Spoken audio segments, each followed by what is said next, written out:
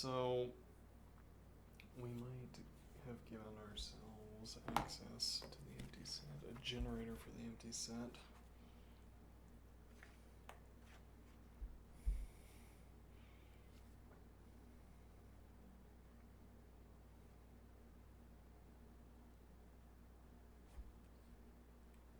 And how might we have done that?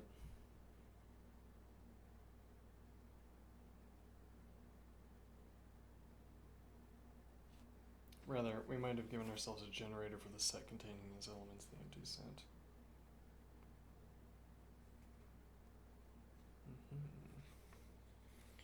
We would have done this around the time we introduced the power set.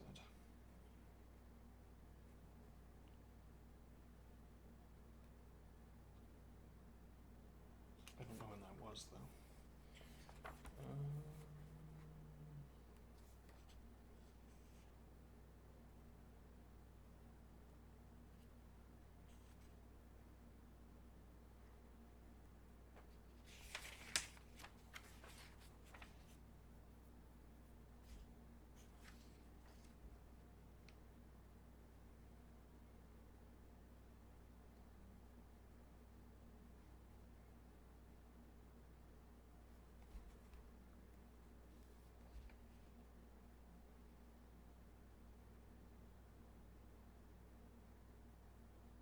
Power set axiom.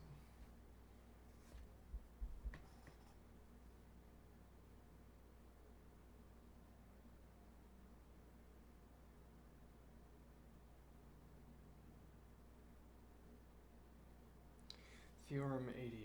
The empty set is an element of the power set of A.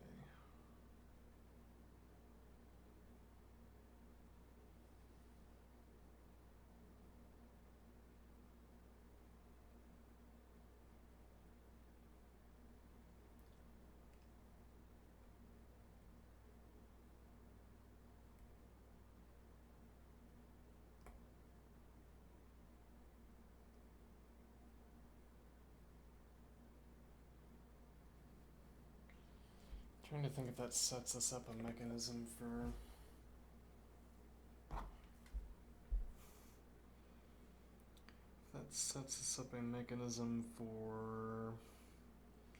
well, so if we have the empty set, yesterday's considerations assumed that we had the set containing the empty set, but that's only if we are willing to wrap, if we're willing to grant ourselves the capacity to wrap arbitrary elements in set brackets. I'm not sure exactly what that would mean, but I know that it would involve claiming another capacity, claiming another tool. We're trying to minimize how many tools we claim, so we say maybe there's another way. Maybe there's not, though. I don't know, but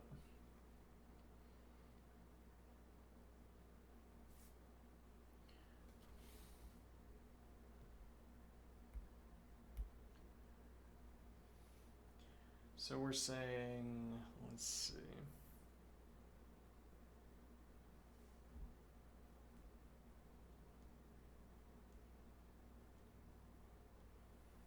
Well, we're saying that for all A and for all C,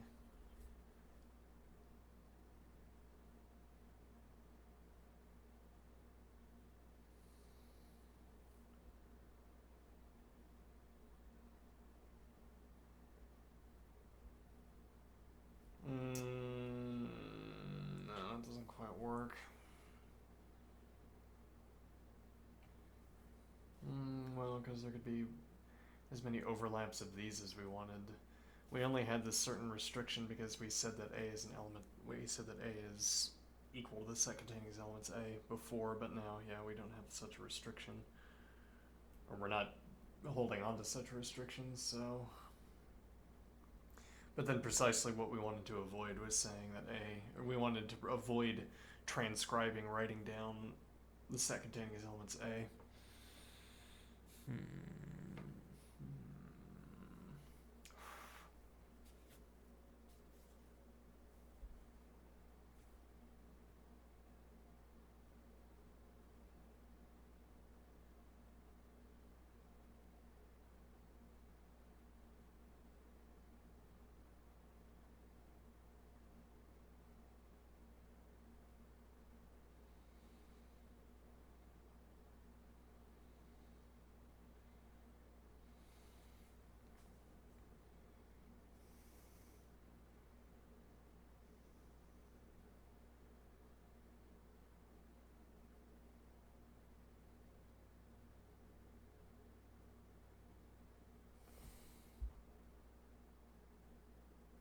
Yeah, actually, all of these are wrong because we could have arbitrary overlap between F1 and E1, the F elements and the E elements.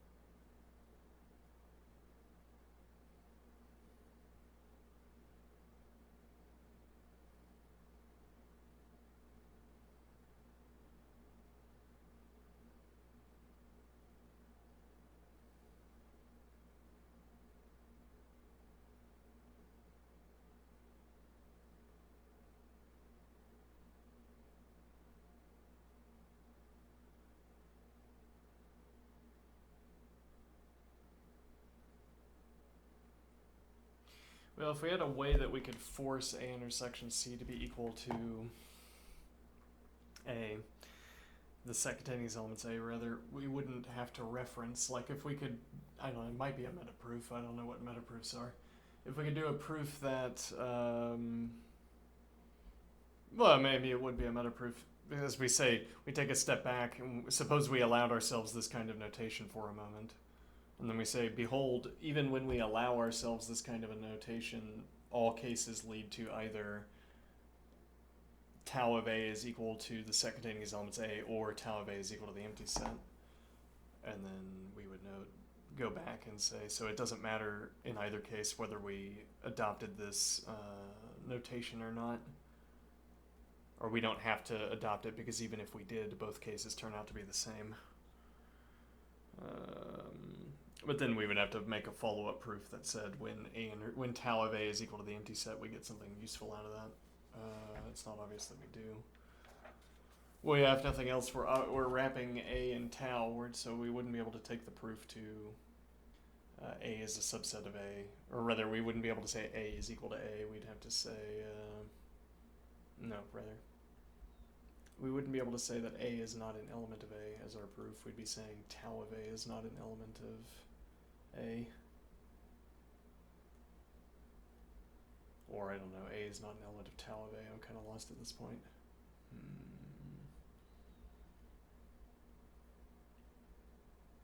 Though it's interesting, we don't need these... I mean, we've only needed to... Well, not clear that we have only needed, but let's suppose we've only needed to invoke this sort of operation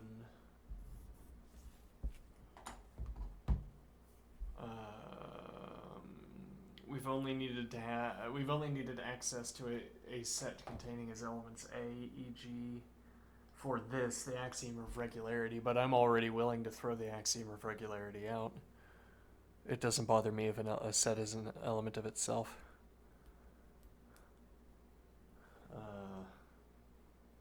That seems like a perfectly reasonable thing to want to have access to.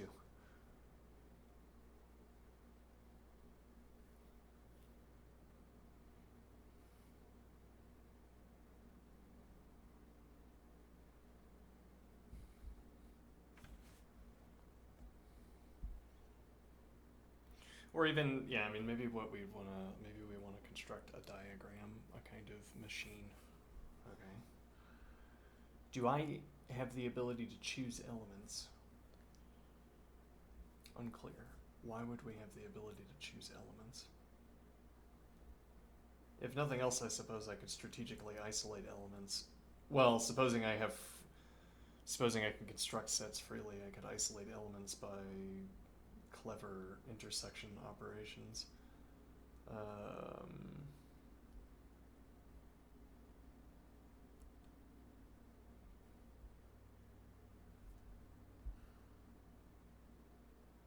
I said A.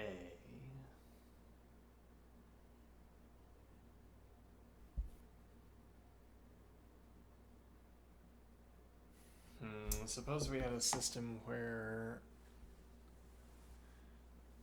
we can take elements out of a set and put them aside rather than putting them back in the set.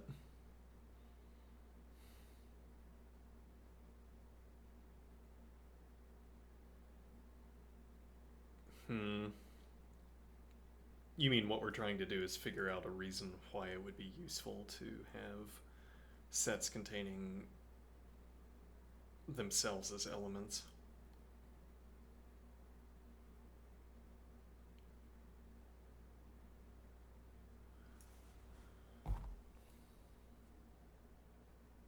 I need a square stamp. That would be useful.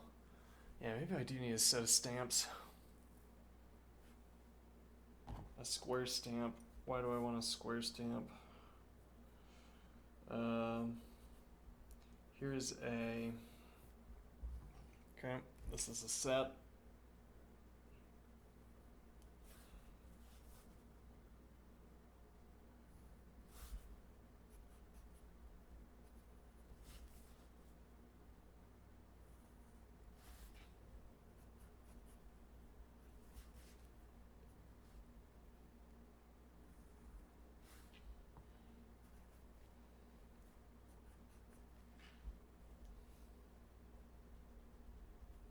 Okay.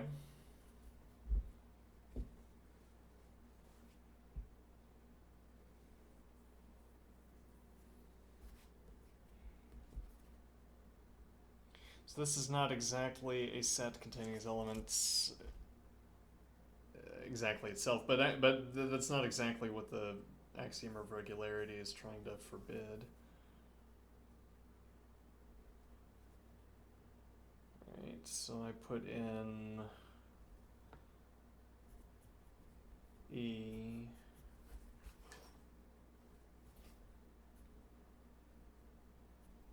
Okay, and then I put in F. Okay, and then I put in G. Okay, and then I put in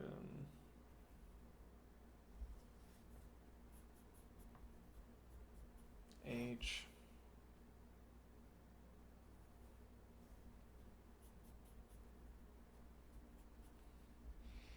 I.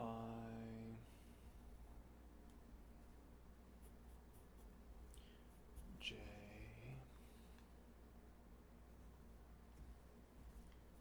K.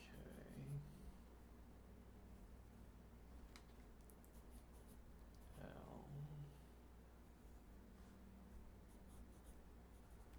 M.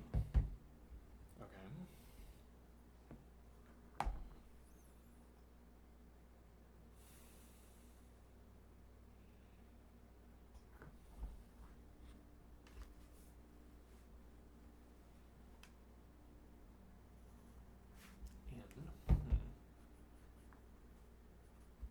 O.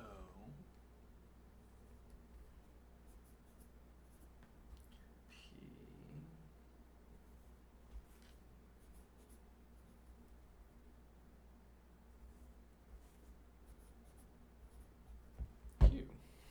Okay. Now what?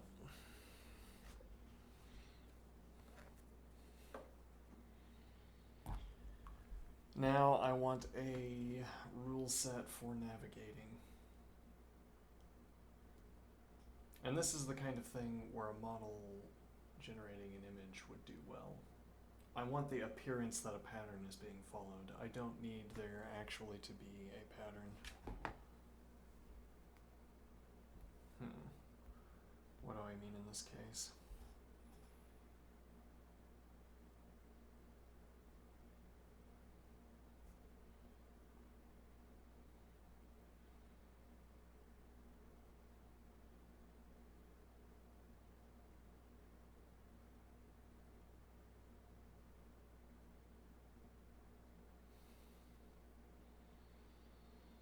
the question effectively that I'm getting at is where might we want to have A elements? Where might it be useful to return to the initial node? Yeah, well, I mean, I'm not going to make a novel demonstration that has escaped graph theorists, but I might be making the obscure enough observation here that if you have a systematic way of navigating a graph, a tree, then your reasons for wanting to wanting a teleport back to the root node would be graph theoretic. I mean that if I instantiate a path, if I color in a path that I could account for with a mathematical description. Suppose I start with an in value, I say this is path 1. When I plug 1 into the path defining function, it chooses a path. Okay. And we might have gaps, connections laterally. But okay, so I plug in 1 and it chooses a path. I plug in 2 and it chooses a path. Okay, I might want to link those paths up. Alright, so I say at the end of path 1 I want to teleport back to A, because then I can instantiate path 2. So, for instance, if I have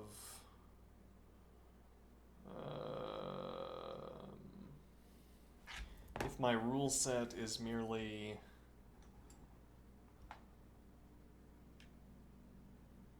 okay, let's suppose we have this lateral.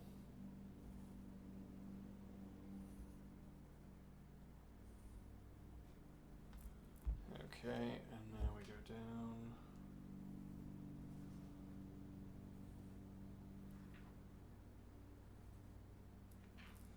Okay, that's not right.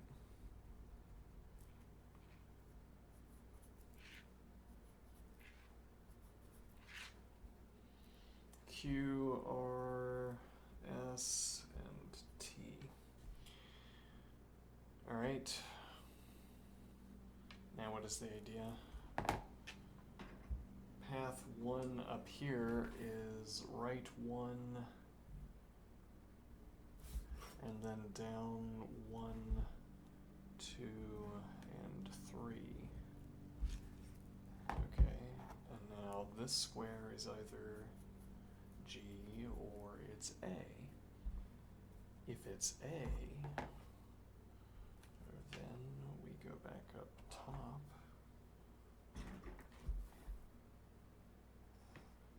And we have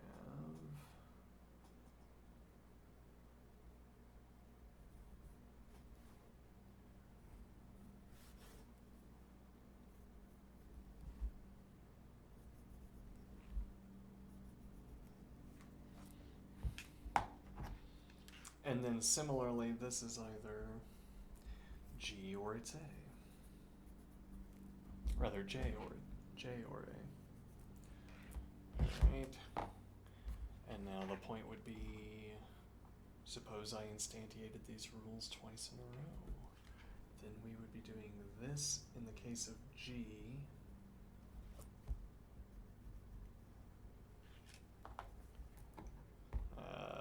Might have been a better way of doing that.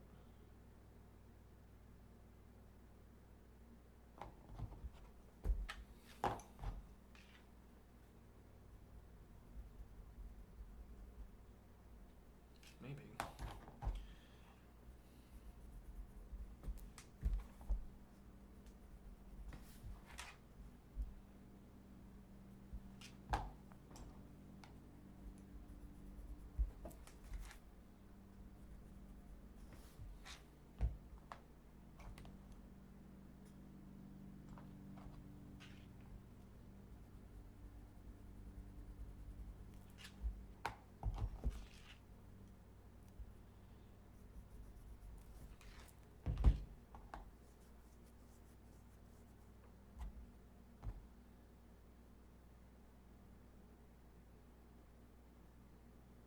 No, this should be orange, but that's okay, kind of.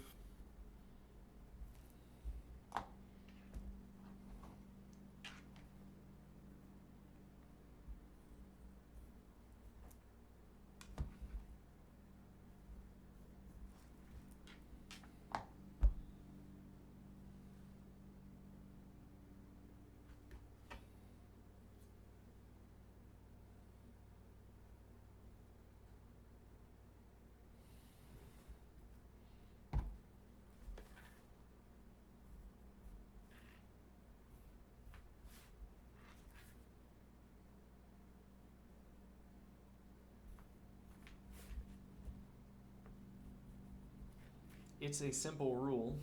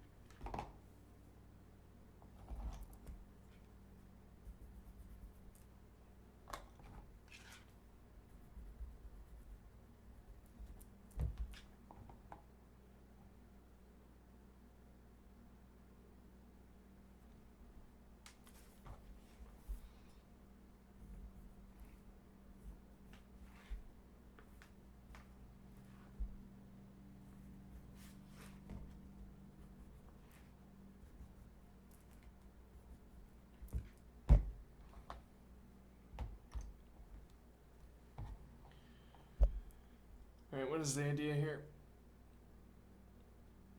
It's a little bit off, isn't it? Yeah.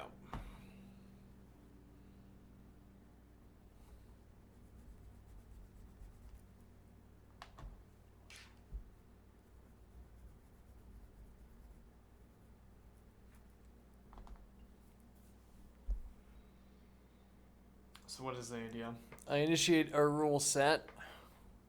Take a step to the right, then multiple steps down, and then we take a step to the right, then multiple steps down. And the idea is that if we don't have a teleport, this process keeps descending. Okay, whereas if we do have a teleport, then we go back up to A, and instead of traversing down through this path, we traverse around through this path. And then if there's no teleport here, then we take a step to the right and go down. Well, actually, that's wrong. Then we should take 2 steps to the right. Otherwise, it doesn't make sense to say we took 2 steps up here. But okay, so the idea... Let's see... notebook management...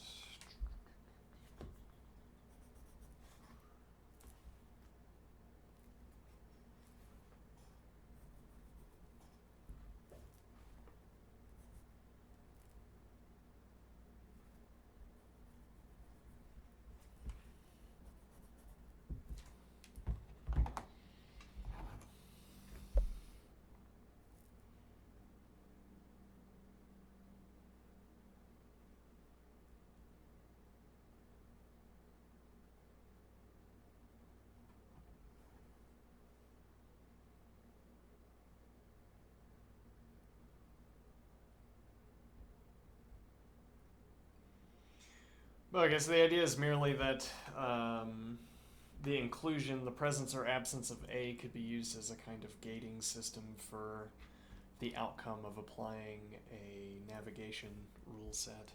I give myself a navigation sequence out of a function by passing an in value, for instance, into the function. It tells me how to navigate my sets.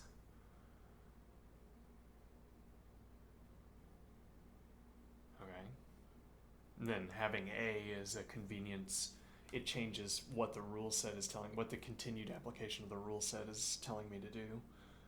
If I don't swap out the A rule, I keep going down and then way to the right and then down, or if I swap out the A rule, I go... Okay. A case where we would want access to such a set structure. And in general, I simply don't see what the motivation is behind not having such sets. If somebody wants to... if somebody wants to say that there's a set containing themselves, a set that only contains elements that only don't contain themselves, or whatever, let them do it. It doesn't bother me. It doesn't change the practical applications of. It's like there's a paradox. So there's a paradox hiding in there. Let me think here.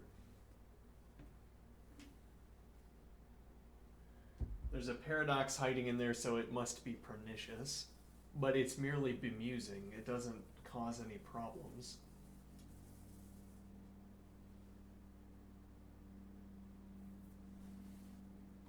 It doesn't there must be something wrong with this construction because there's a paradox lingering. But where is the problem? Where's the concern? I don't see it. So maybe, I don't know, maybe I just don't want to have the axiom of regularity.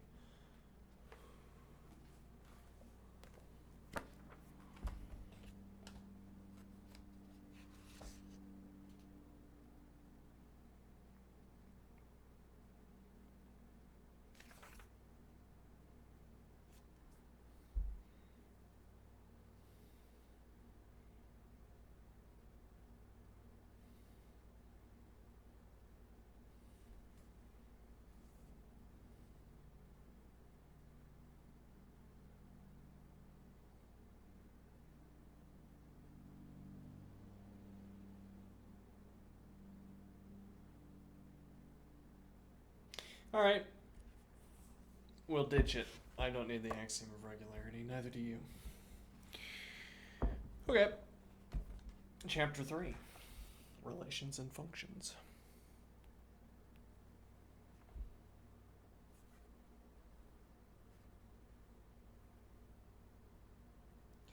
Operations on binary relations. Allow me to read at length. Operations on binary relations. In everyday contexts, we frequently speak of relations which hold between two or among several things. Thus, we may say that Augustus stood in the relation of stepfather to Tiberius, or that the relation of betweenness holds among 3 points.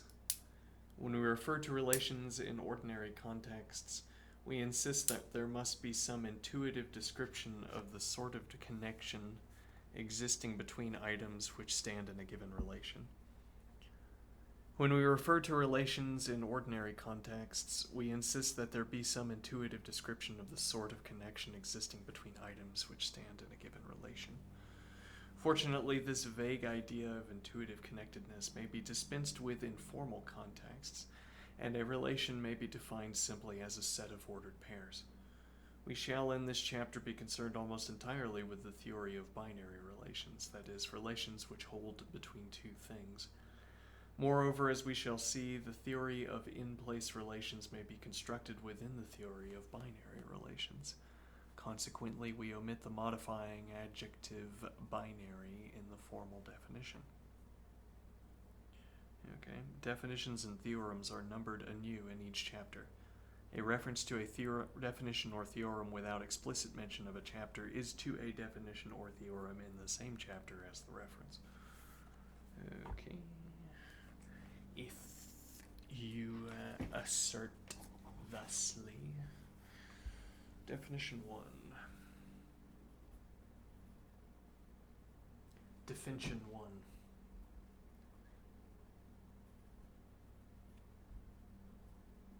Not quite. Let's see. Definition 1.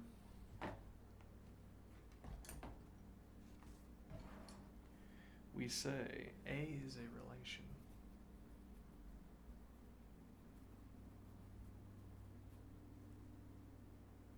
If and only if, for all x. So this gets the golden treatment. What does this say? No idea. No idea. We would number it.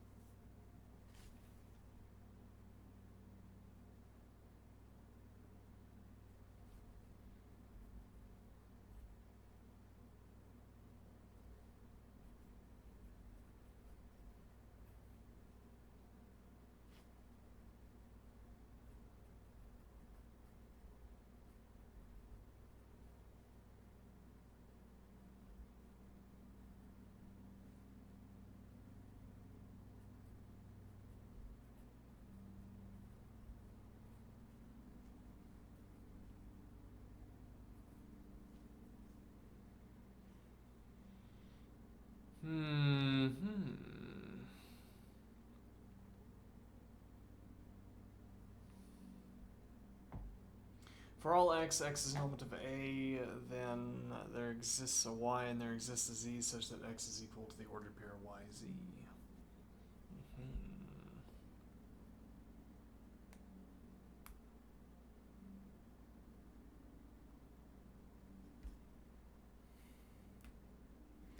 It is interesting to note that this is our first definition of a one-place relation symbol since definition 1 of chapter 2, which characterized the property of being a set.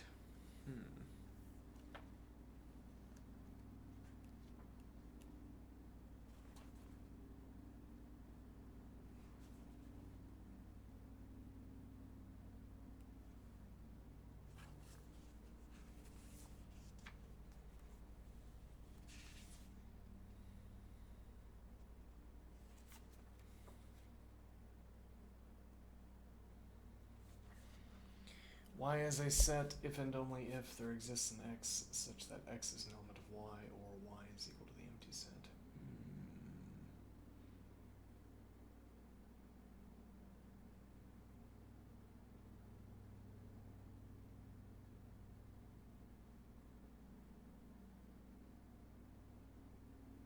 I don't know what to think of such a definition. When do I need to assert that something is a set?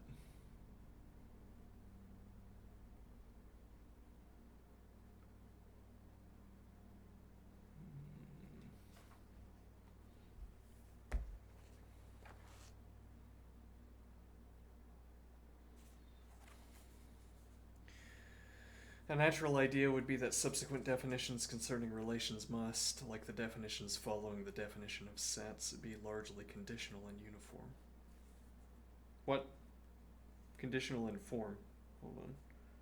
A natural idea would be that subsequent definitions concerning relations must, like the definitions following the definition of sets, be largely conditional in form.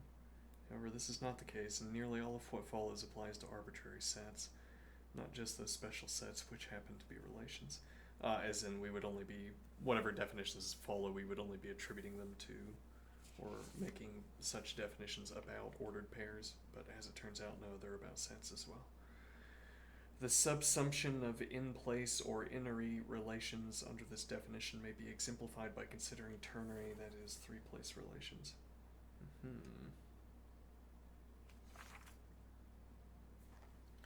Let's look at the word subsumption. We might also switch over to calculus. Anybody in chat? No, let's see.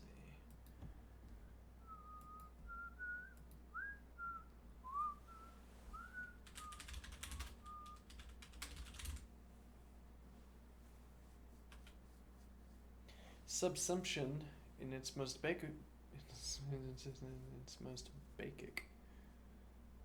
Subsumption in its most basic form means to include or encompass something under a broader category. It can also refer to the act of subsuming something, to include or encompass something under a broader category. It may also refer to the act of subsuming something or the state of being subsumed. This concept is used in various fields, including philosophy, logic, linguistics, computer science, and even economics. Here's a more detailed breakdown of the term. General usage. Subsumption is often used to categorize the act of placing something, a concept, a fact, etc., under a broader category or class. For example, a dog is subsumed under the category mammal. Indeed. Logical and ontological relations. Subsumption can also refer to the logical relationships between different concepts or entities, such as the hyponym-hypernym relationships. Now we have to continue on our chain of looking up words.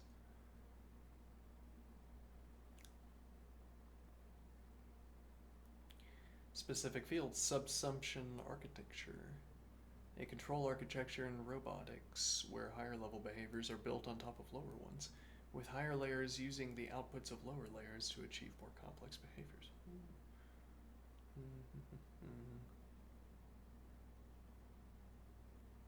New learning meaning is linked to existing knowledge. That makes pretty good sense. And logic subsumption can refer to the minor premise in a syllogism or a proposition subsumed under another. Theta subsumption in logic programming.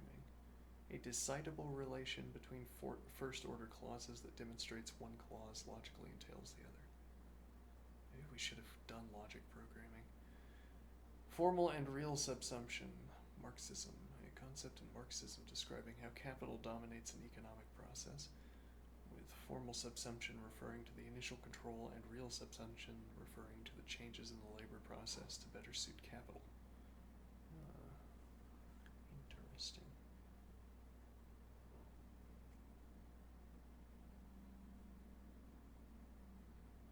The robots explore the world behavior subsumes the wander around behavior. Indeed. Alright, there you have it. Let's go back.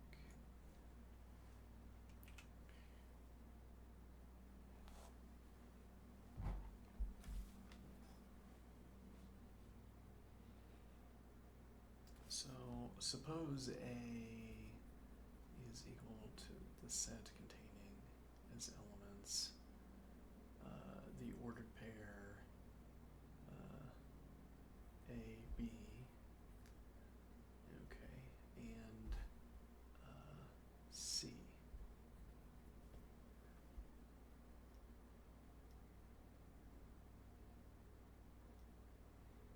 Okay. And now we say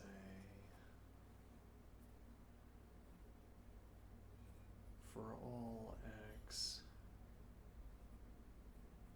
is an element of A, then there exists a y and there exists a z such that x is equal to the ordered pair y, z. Okay. And C is an element of A. This is not proving anything, because I don't want to commit to saying that this is a valid method of proof. However, it is interesting to explore, so we'll go ahead and do that. All right, C is an element of A. Now that would not technically be saying that this is not the ordered pair.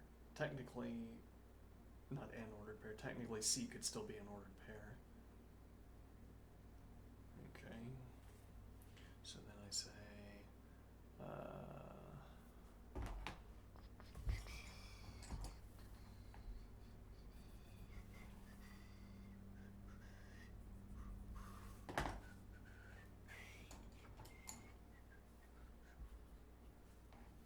alright, so now we're going to get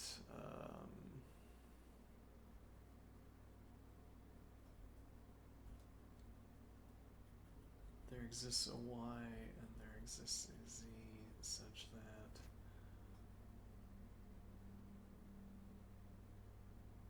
so we do an alpha reduction. We do a term by term replacement. Every instance of x is replaced by c, which we allowed ourselves earlier. Makes sense to me. So we say C is equal to the ordered pair YZ. Okay. And then I say and.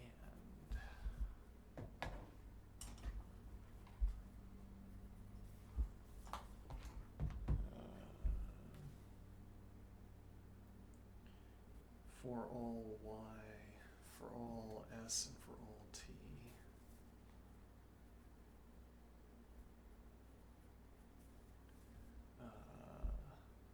Not C is equal to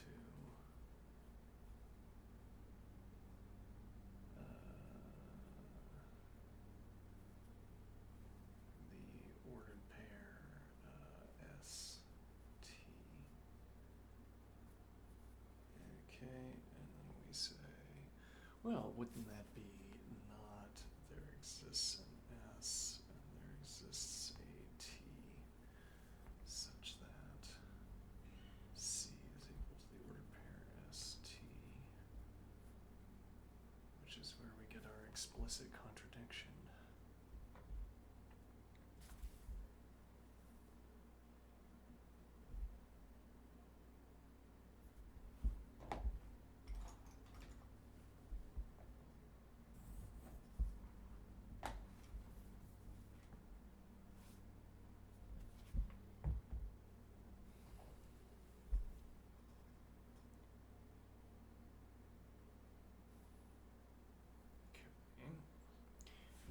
as A is equal to the set containing as elements A, B,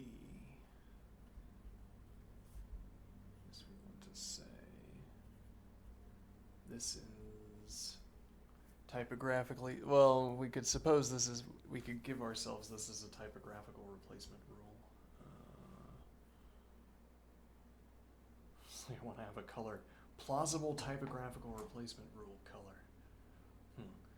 A equals the set containing these elements, the ordered pair AB is typographically replaceable even if not interderivable with the expression that the ordered pair AB is an element of A.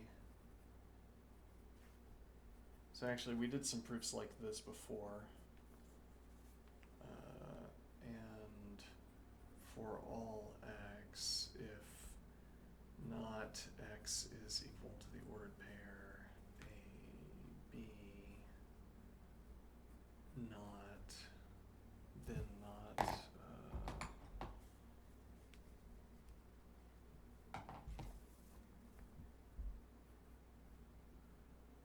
x is an element of A.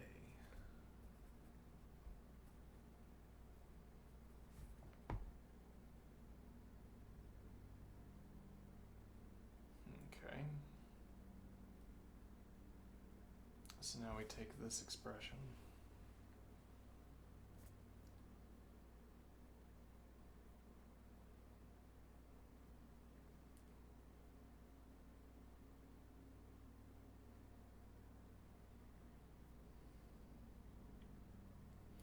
Well, I think we probably want to and that down, right? Because we don't really get anything out of saying, we don't really get anything combining this expression in. Okay.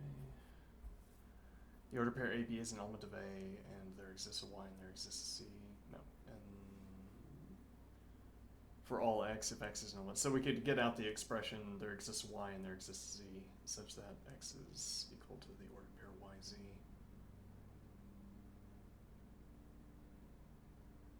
Oh, hold on. So this was case A.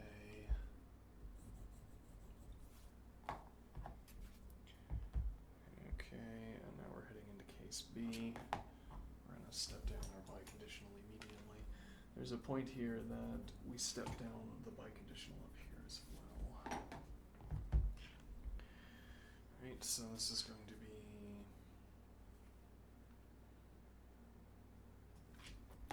underline this for and elimination.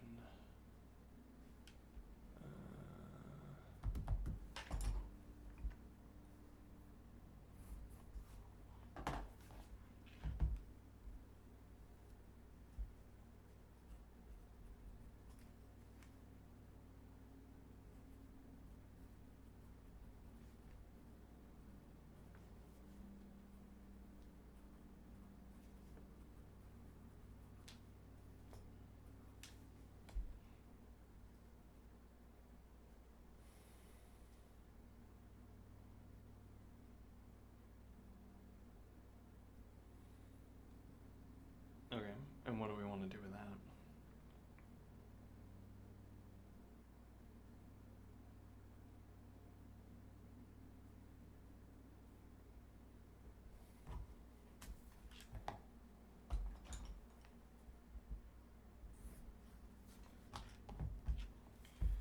We want to say, let's see.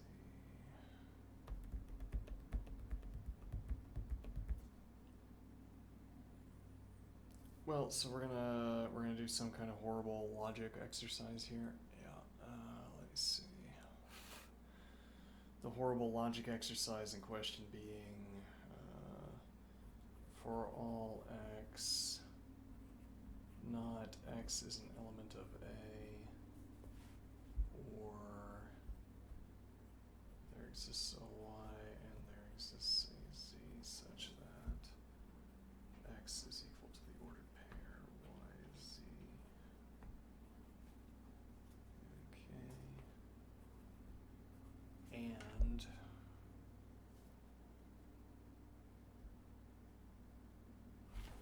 let's do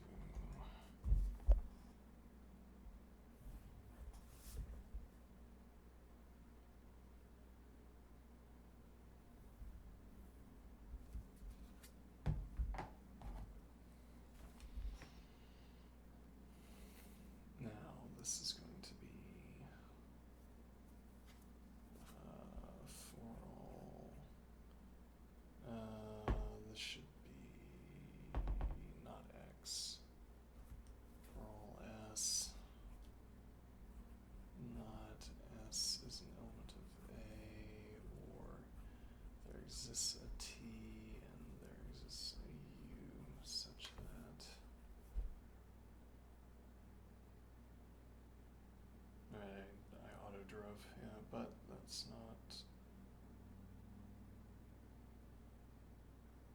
Yeah, that matters. Okay.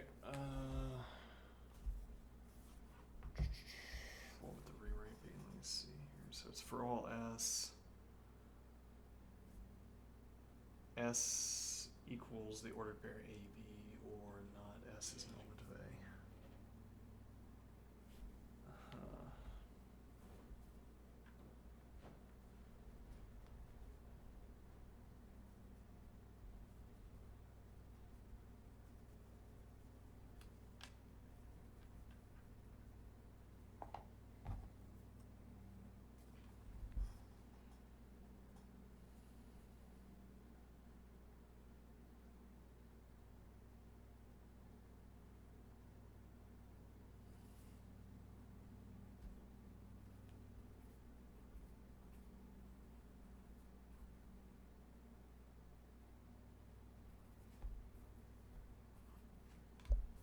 Okay.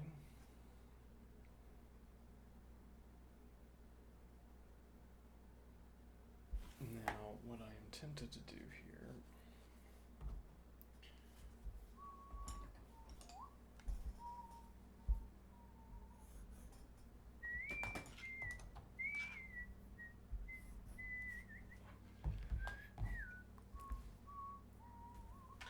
is to say P or Q and P or R, P or Q and R for all T.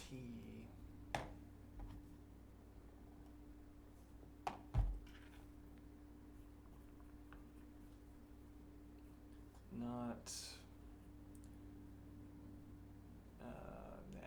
okay, let's just use this pencil for now. Let's see. Not T is an element of A.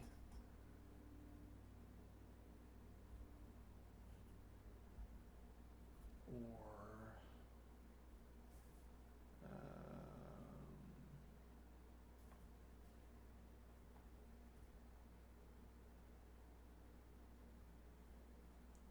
well, like there exists a Y and there exists a Z such that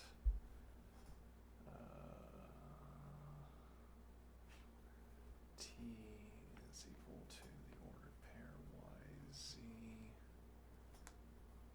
and T is equal to the ordered pair AB.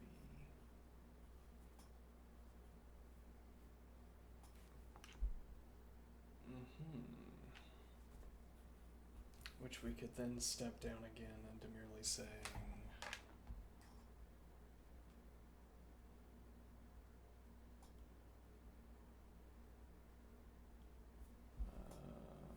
for all T,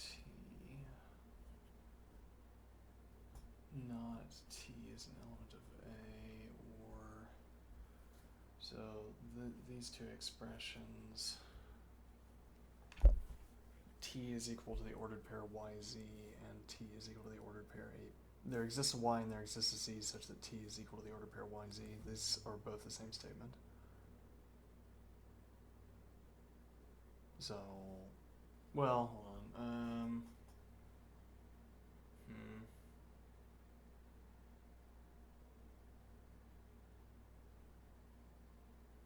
We could step this one down in our hierarchy of steppings down. We could step down the statement T equals the ordered pair AB into saying there exists a Y and there exists a Z. But it's not biconditional because we can't rederive that the ordered pair in question is AB, whatever AB means in this context. Well, AB are named elements as opposed to variables, I suppose is the distinction here. We wouldn't be able to rederive the named variables AB from after we've given up specificity to get our existential statement. But if we want, we could step down this into an existential statement, then we have the same existential statement, so we can and collapse. And then we merely have for all T, T is an element of A, or there exists a Y, and there exists a Z such that T to the ordered pair YZ.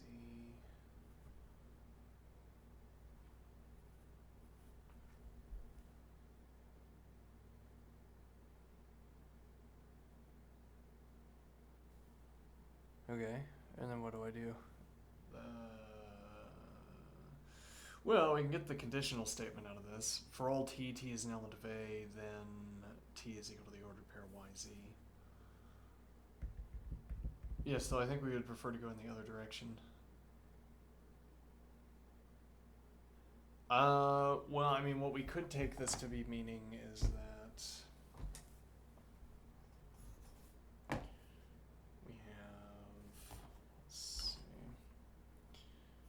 for all t, not t is an element of A, or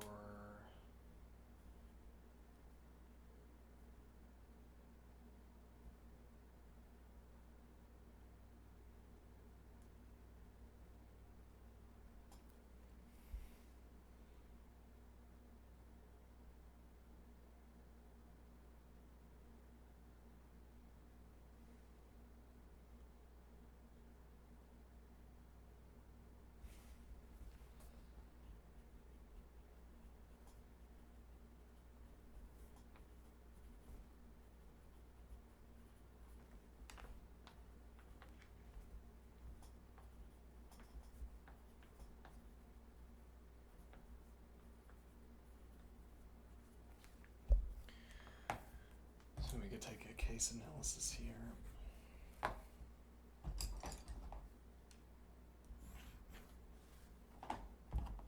Where we say, well, suppose for all t, not t is an element of A. Okay.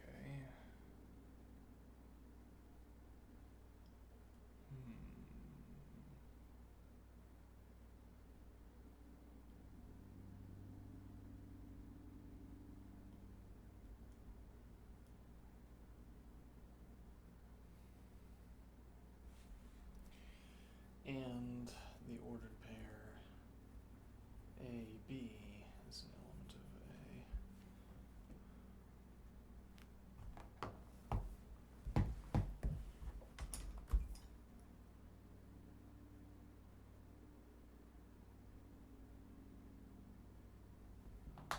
So we're like given means like we know this statement is true. I want to put goldenrod under it and say that this is gibberish, but we won't. Alright. Let's see.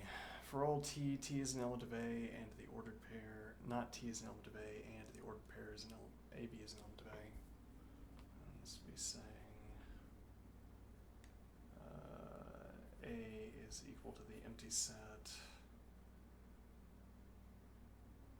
and not. Yeah, okay, we'll grant ourselves this kind of shortcut.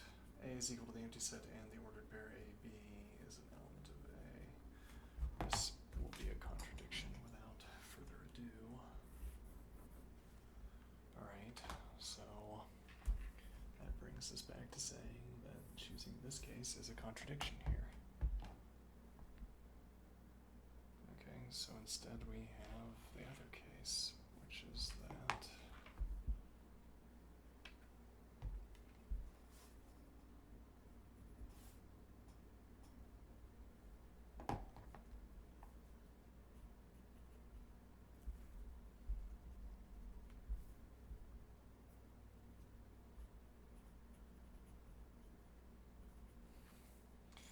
for all t, there exists a y, or there exists a z, such that t is equal to the ordered pair yz, and t is equal to the ordered pair ab. Okay.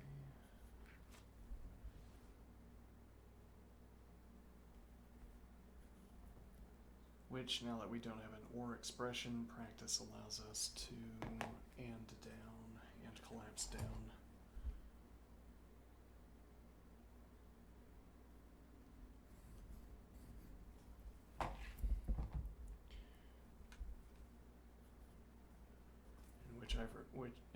whichever direction we suppose, or we prefer rather. Though, yeah, I mean, at this point it turns a little bit into gibberish. What do I mean when I say t equals the ordered pair a, b, or for that matter, what do I mean when I say for all t there exists a y and there exists a z such that t equals the ordered pair y, z? I don't know what that means anymore.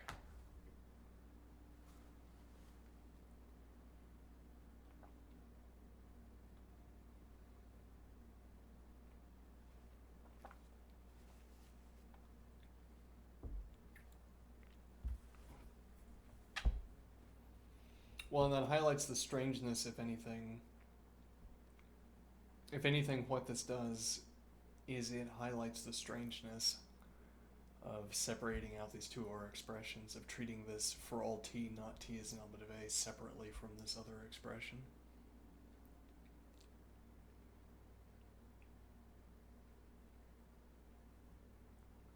Which maybe we want to take to be illegal. Yes, it turns the the alternative expression without the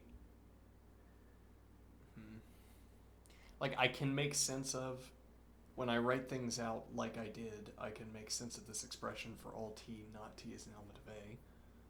But then when I remove that disjunct, when I shed, in my own word, when I shed that disjunct, I can't find anything useful to do with this expression. There exists a y and there exists a z such that t equals the ordered pair yz and t equals ab. No, actually, well, I don't know what to do with this statement for all t. That is confusing. If we did not have that, then this would become a tautology. I suppose. Let's see.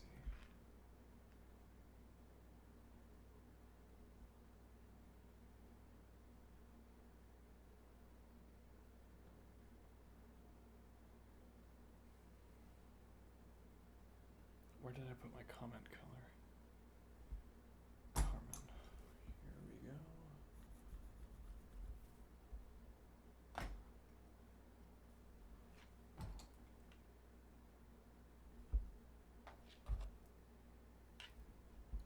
Now what am I saying? Well, if we shed that as well, then we are only saying there exists a y and there exists a z such that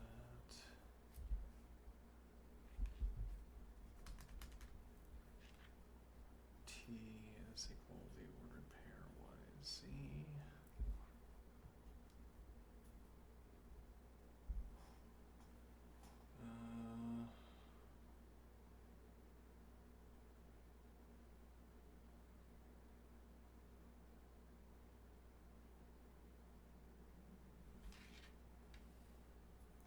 And t is equal to the ordered pair ab.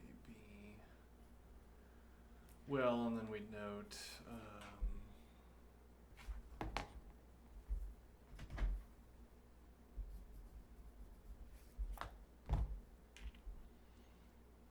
sort of a characteristic of sentential logic that we can say t is equal to the ordered pair ab. I might even say for all t,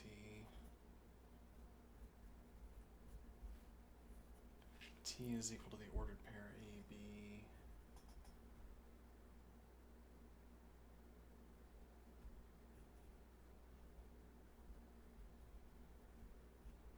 There exists y,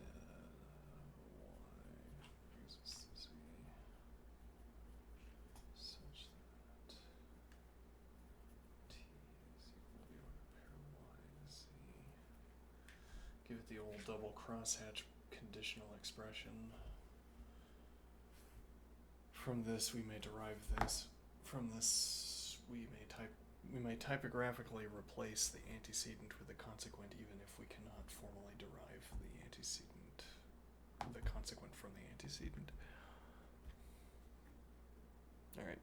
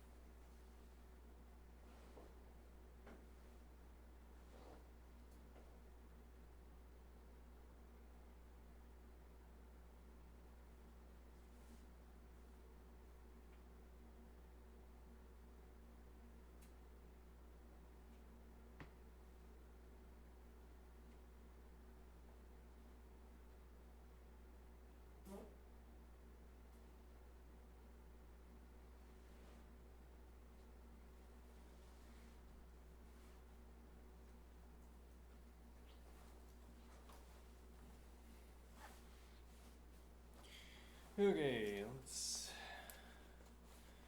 Now with my knee brace on.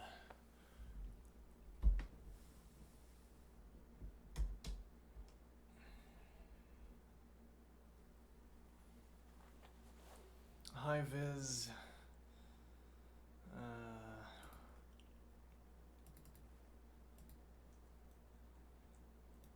High vis flannel. What do you think?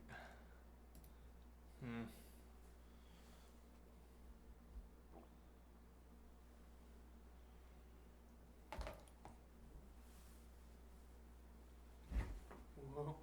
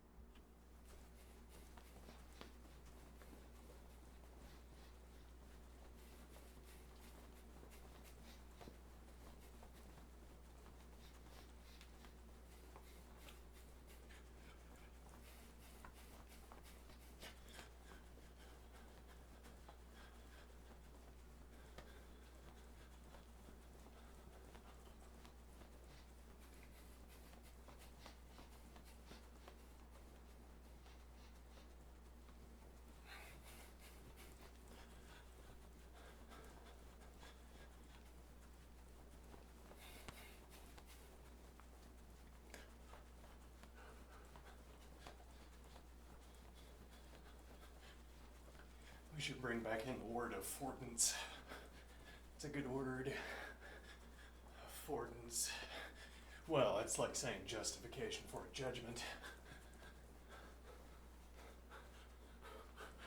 Affordance in a scene, detail of the image, detail of the scene that justifies an assertion for someone who is in the scene, I suppose. Whereas we are omniscient with regards to the scene, I also suppose.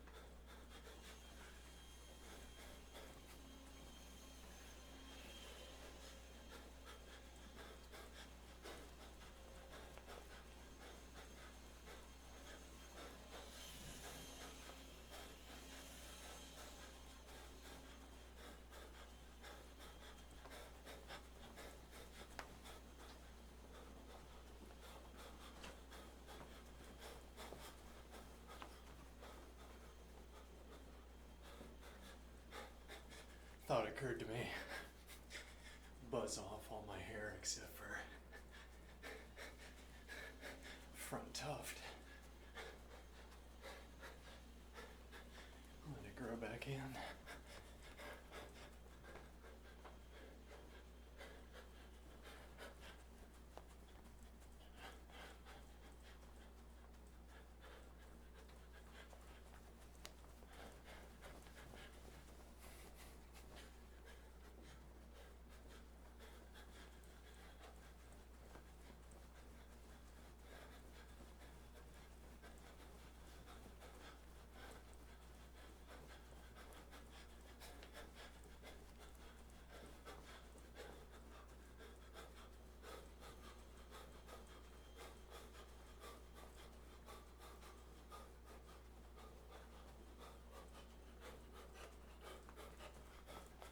Could be simulating jump rope if this activity is confusing looking.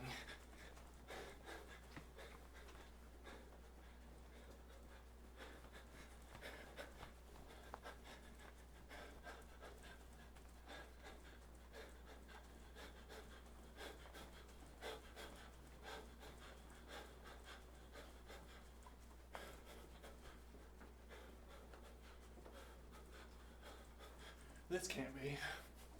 Well, maybe, I don't know.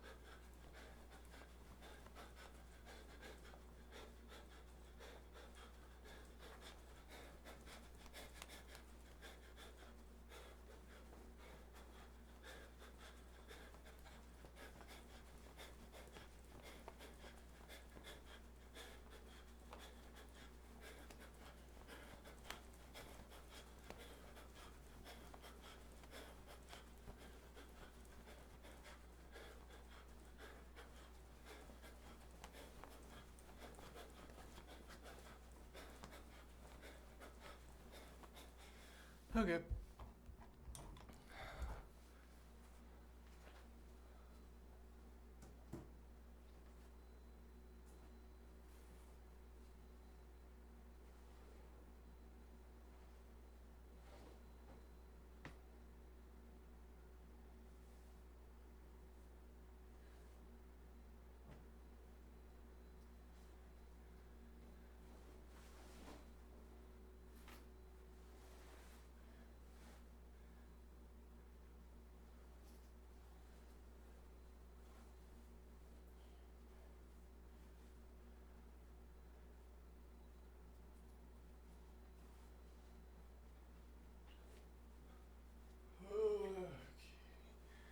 And now,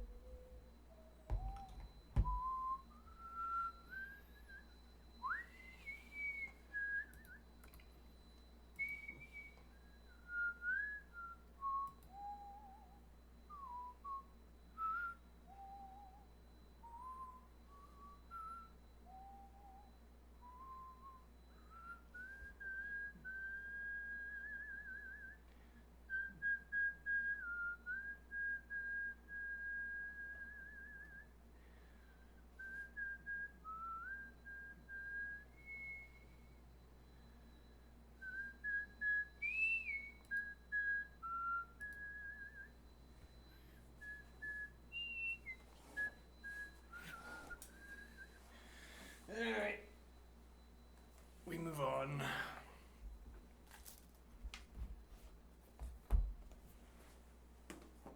But to what?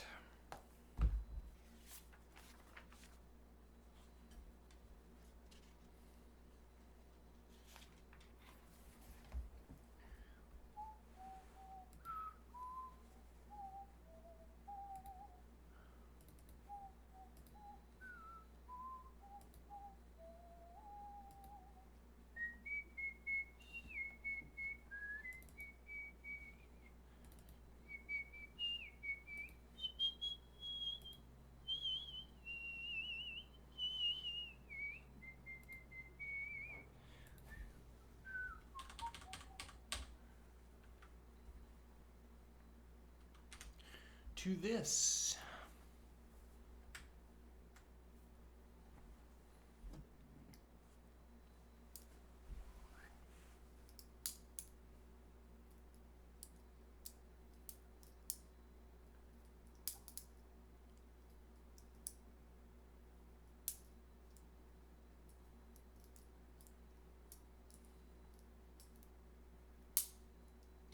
Alright, so we were wondering what exactly this process of finding roots means. Yes, though we can also inquire about such questions later when we have a sort of focus to the question.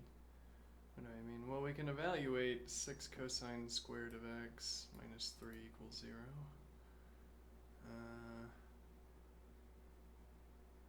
We can find the 4 positions on the interval from negative 2 pi to 2 pi where this equation obtains. Though, how much information does that give? Well, why would we need more information? What is our motivation to obtain more information in this context? Unclear. Let's move on to 323.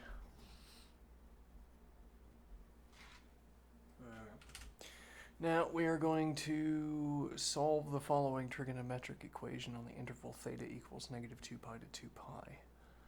And that equation is secant squared of x minus 2 secant of x plus 1 is equal to 0. Now it's interesting we don't have to restate these values yet.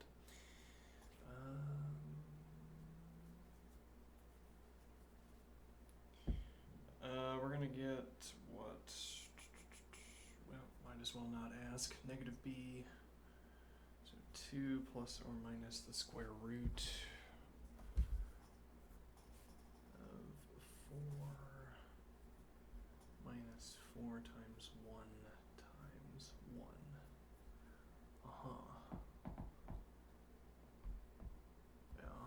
Okay, all over 2a. Wait, what? Oh, negative 1 and negative 1, right?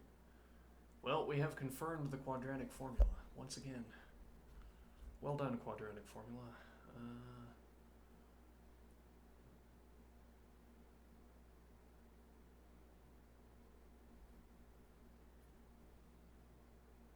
Okay, so we're gonna have secant of x minus 1 squared. Let's give that some brackets. Is equal to 0.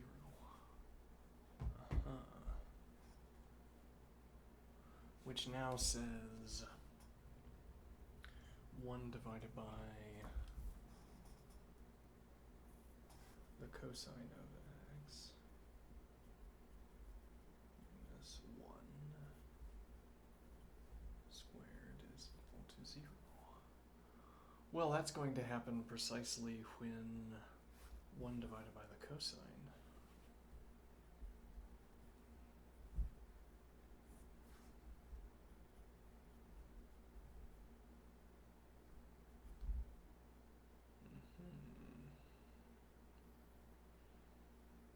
So when 1 divided by the cosine of x is equal to 1, so when 1 is equal to the cosine of x,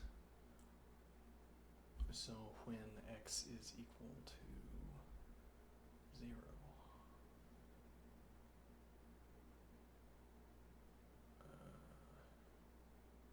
well, also when x is equal to negative 2 pi,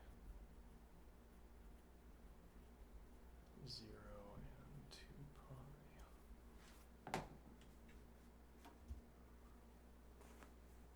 Idea for teachers. When you make a picky demand, this is the closed interval from negative 2 pi to 2 pi, so we need both negative 2 pi and 2 pi and also 0.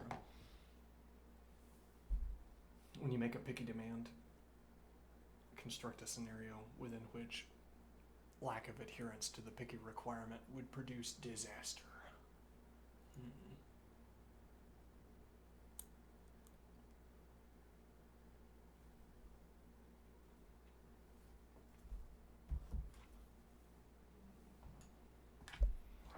Might as well open up the graphing software, find out that this was correct. Whether this was correct.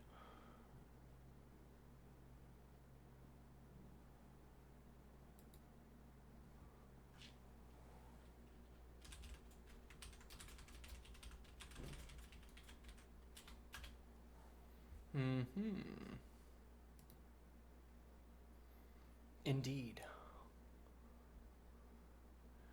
All that complexity hidden in such an innocuous expression. Indeed.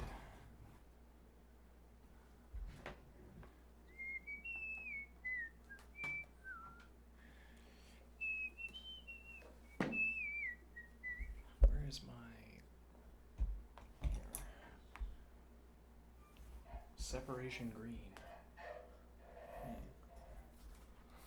That is not the name of that green. No, it is not. Let's see. Next exercise.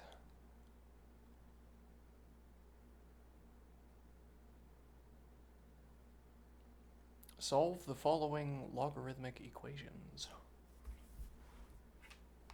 5 to the x is equal to 16. Okay. Now how about we take log base 5 of both sides? Log base base 5 of 5 to the x is equal to log base 5 of 16. Okay. And now x is equal to log base 5 of 16, which is gibberish. Yes.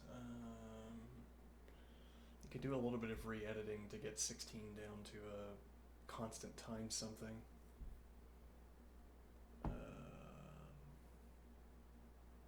Well, yeah, for that matter, we could divide this by 16. No, never mind, that wouldn't be useful, would it? We could divide this by 4 and then divide that by 2, which would be dividing this by 8.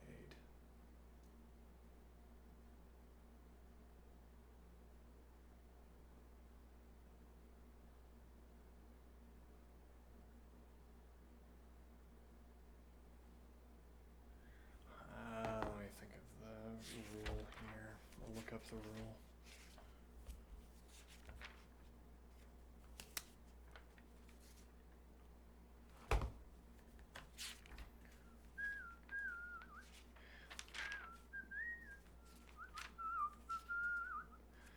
Log base a of x is equal to log base b of x divided by log base b of a.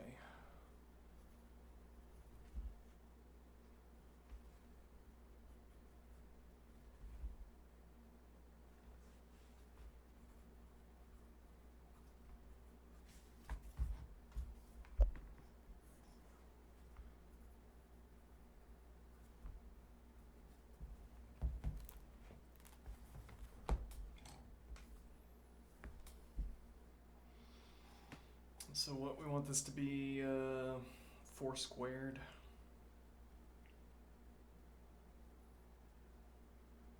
I guess we want log base 2 one way or the other. 2, 4, 8, 16, 2 to the 4. There we go.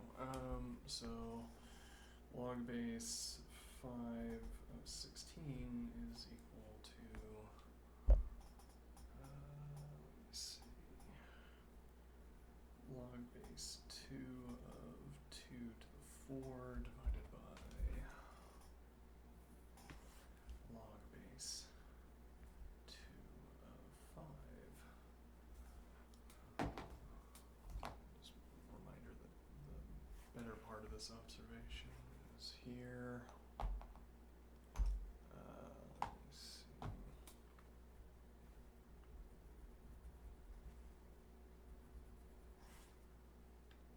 Whoops.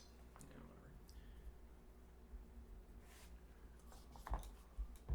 whatever. Okay, which is going to give us 4 divided by log base 2 of 5.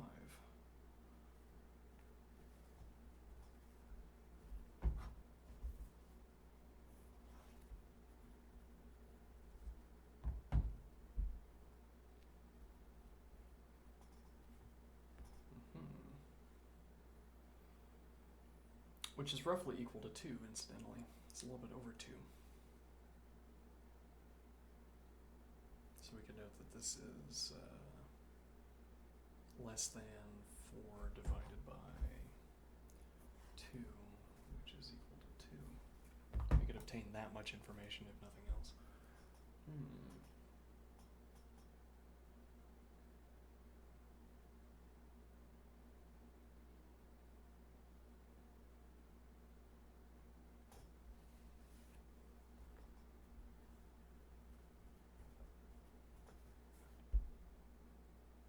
Yeah, that's yeah.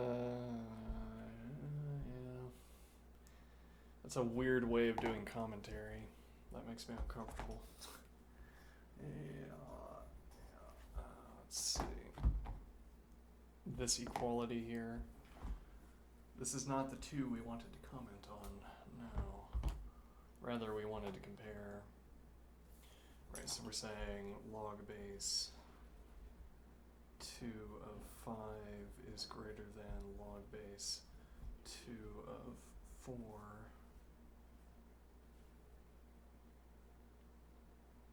From which we can infer that 4 divided by log base 2 of 5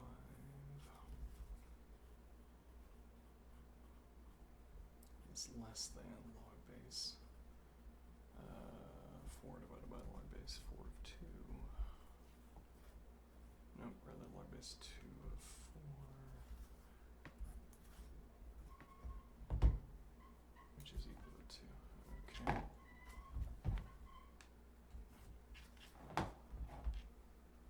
Alright, now next one. No, we're in the right camera, we might not be. Let's see. Log base 2 of x plus 4 equals 3. Okay.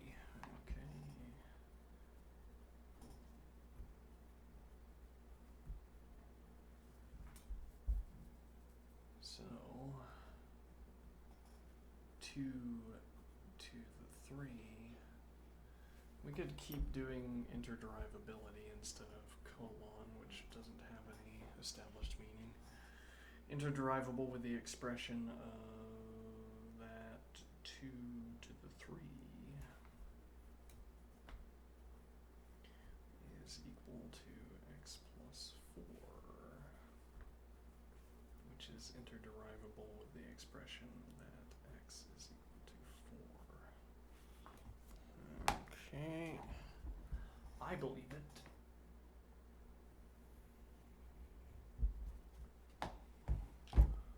Next exercise. Are the following functions one-to-one over their domain of existence? Does the function have an inverse? If so, find the inverse f inverse x of the function. Justify your answer. X squared plus 2x plus 1.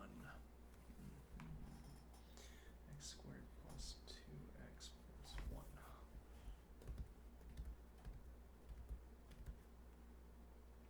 One-to-one means horizontal line test. Okay.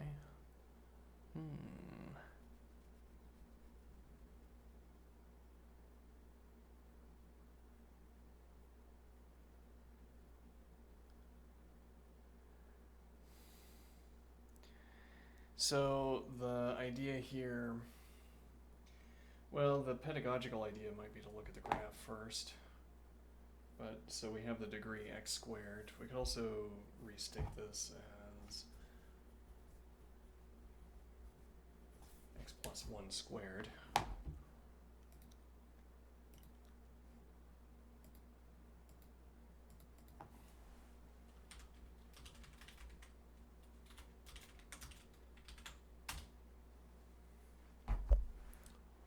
And there it is. I don't know what you expected, but there it is. All right, so, well, that clearly doesn't pass the horizontal line test. What happens if we nevertheless try? Let's say that that's y, and now we say plus or minus the square root of y is equal to x plus 1 semicolon is interderivable with the expression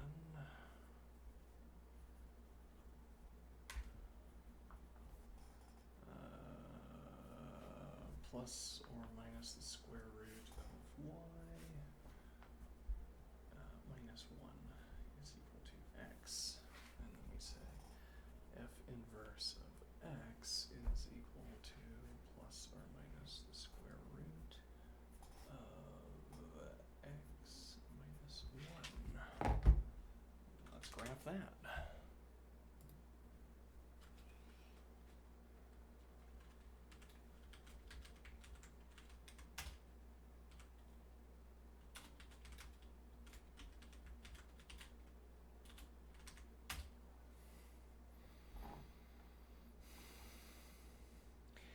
Yeah, it's interesting.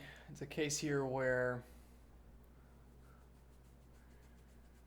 the mechanism of, or the rule that we have of putting plus or minus in front of the inverted function, or the plus or minus in front of this square root operation, gives us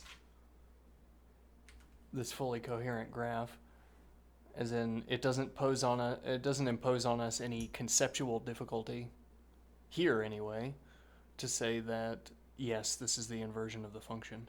Like if we allowed for this to be the inversion of a function, Well, if we allowed red orange to be a function, in this case, that would not pose any conceptual difficulties for us. Huh. And what does that mean?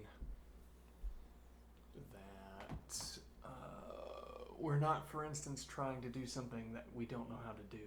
We're not being asked to do something illegal, as it were. If we were, then we wouldn't know what to do. As in, say, divide by 0. Okay, do you know what to put in when you're dividing by 0? Well, actually, in fact, what we do is we put in infinity, so in a way that isn't a system error, because we have a fallback in case of 0 in the denominator, then the output is equal to infinity. This would be a different case would be like a syntax error where we can't figure out what the syntax is telling us to do.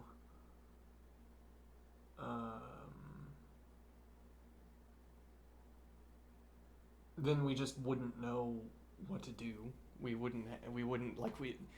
wouldn't be anything we could put into the graph and then look at and think about. But here, for all of the purposes we have for an inverted function, this works fine. So I am thinking.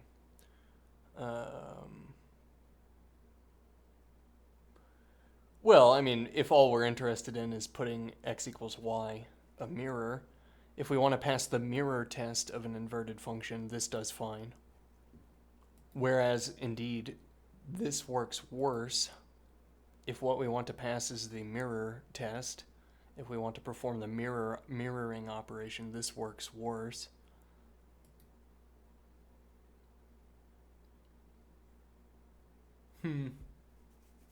But not a function. And so we discard this case. Well, with an asterisk, I guess. Okay, let's see.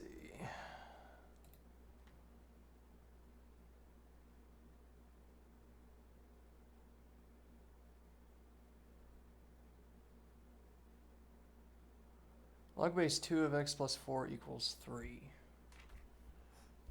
Does it? Pretty sure. Log base 2 of x plus 4. Wait, hold on, no, we did that earlier. Okay, f of x equals 1 over x.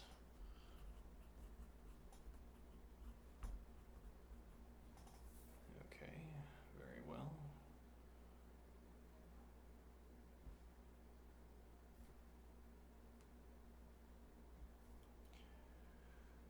Then what? Well, I say y is equal to 1.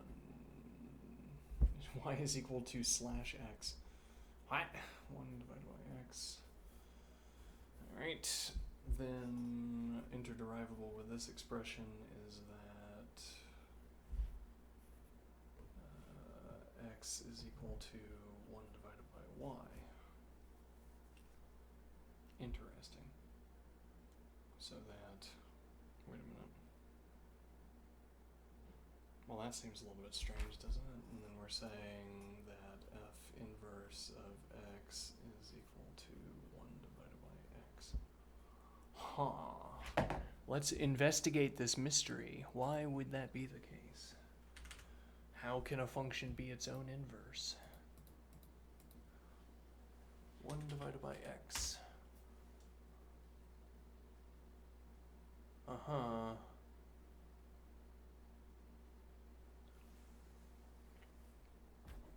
Now, this isn't its inverse due to x equals negative y, though you might suppose so. Look at it, it flips across. And we might even have such a mirroring, I'd have to think about it. Well, yeah, I guess we do have such a mirroring, supposing this line of reasoning is correct. What do I mean? So what we actually have is that x equals y.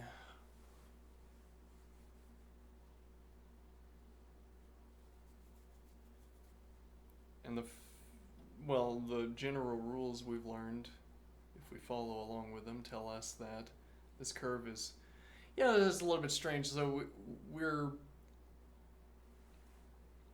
sort of juggling this term, the mirror test, Okay, I don't really get its basis. Or I'd have to rederive its basis. I don't currently recall the basis for the mirror test.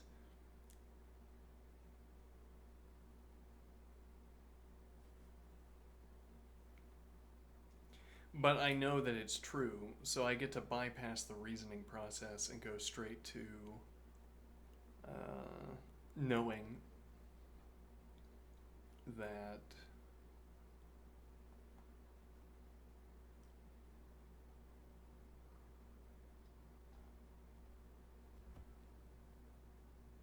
I get to go straight to knowing that this function 1 over x is symmetrical across teal here. It must be symmetrical across teal because this function is its own inverse. So, like, I would be overlaying a second copy of 1 over x. Okay, and then they would be symmetrical with each other across. But it's the same function, so the function itself has to be symmetrical across. Yeah, I don't know how to formalize that line of reasoning. I'm missing something obvious, but 1 over x is its own inverse function. Okay. And then if I overlaid 2 copies of 1 over x over themselves, they would overlap perfectly. Okay, so I could pretend, as it were. Actually, I don't have to pretend, I guess. Let's see. Yeah, but I don't remember the syntax.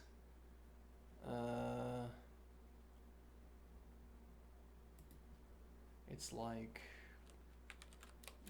if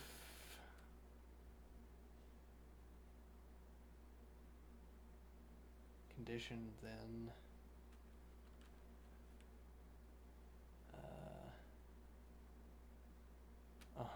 what?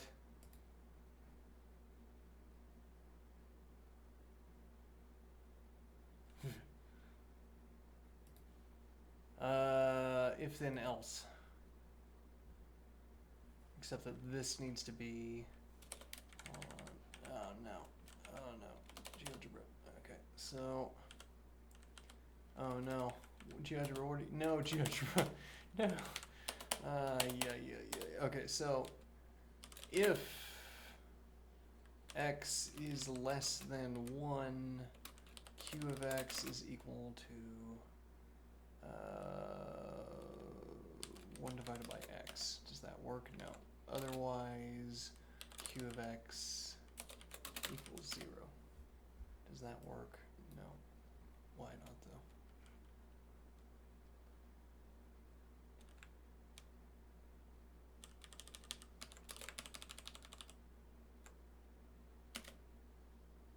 Let me look up.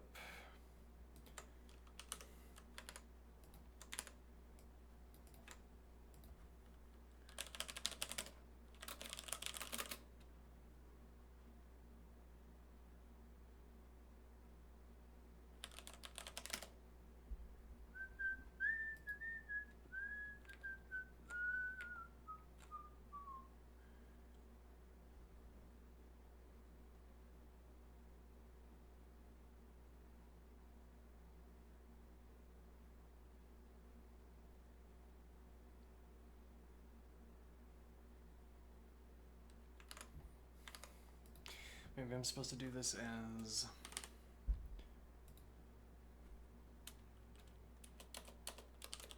if x is less than 1,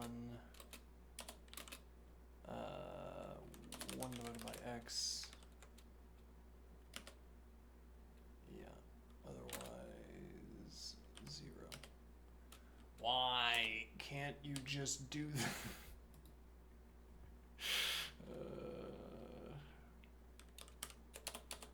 Yeah, let me see here. Let me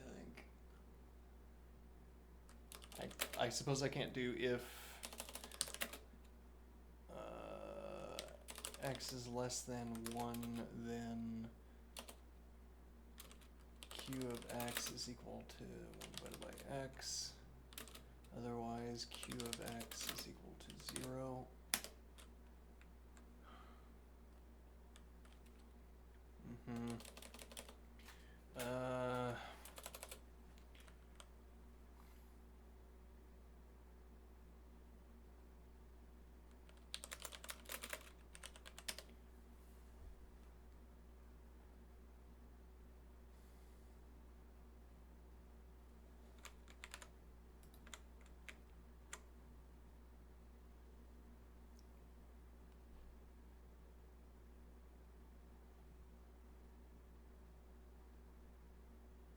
Oh, if is out. F of x equals. Okay. Bemoaning. Yeah, I have a habit with GeoGebra. I have, I have a strong habit with GeoGebra. Q of x is equal to if x is less than 1, then 1 divided by x, otherwise x 0. There we go. Okay. Actually, do I need an otherwise? Can I just do...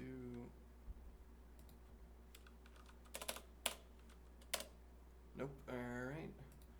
Wonderful. Works exactly as it should, albeit only with syntax that was not immediately what I would have put in. Let's see.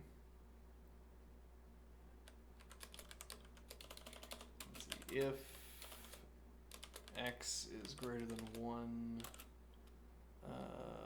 1 divided by x, otherwise nothing.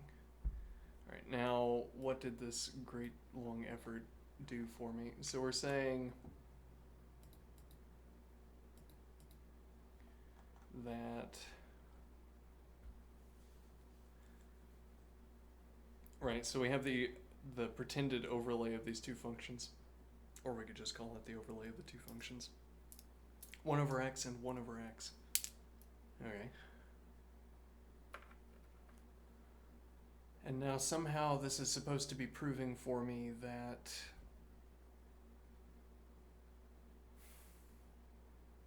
this function is symmetrical about x equals y.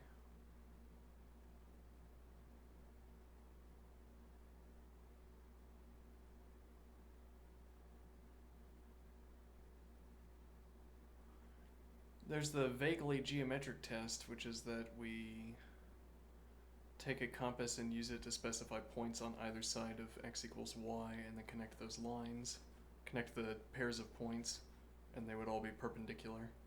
Though that would be a kind of empirical evidence for a mathematical question, which is not what we want. Yeah, let me see here. Though, you know, would be adequate.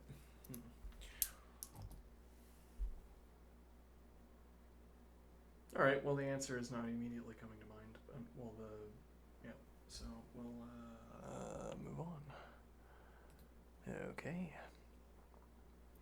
For the following problems, determine the largest domain on which the function is 1-to-1 and find the inverse on that domain. Okay, we'll do. So we have 328. F of x equals the square root of 9 minus x.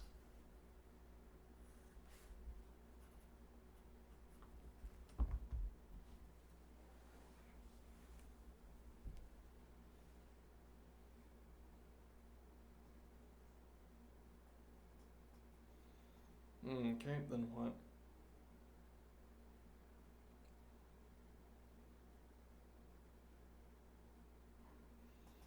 Okay, so we say something like y. Well, so we can't have an inverted function if we don't have a function. Okay, now, so as an example, x is not greater than 9. Intriguing. Let's see, x is less than 9. So the domain is from, I want bracket simply as, open on 9, closed on, that would be open on negative infinity rather. Closed on 9, open on 9, yes, okay. Now, so I say y is equal to the square root of 9 minus x. And then I say that y squared is equal to 9 minus x. And then I say x is equal to y squared. X is equal to 9 minus y squared.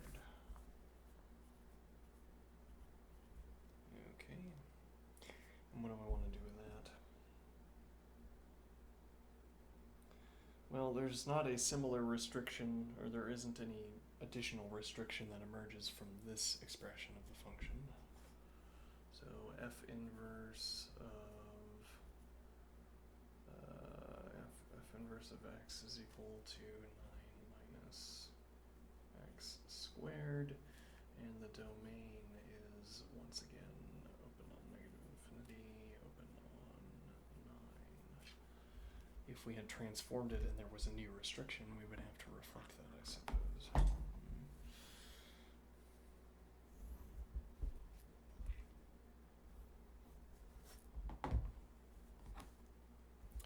329.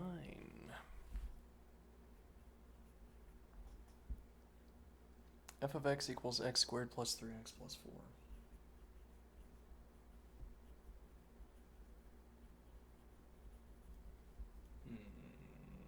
Okay. What do we want to do with that?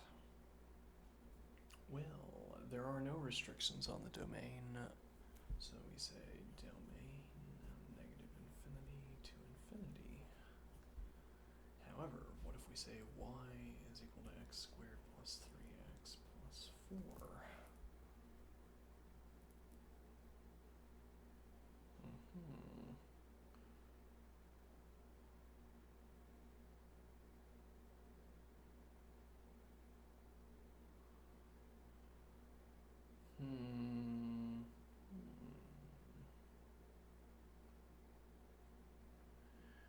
What is the general case for solving something like this?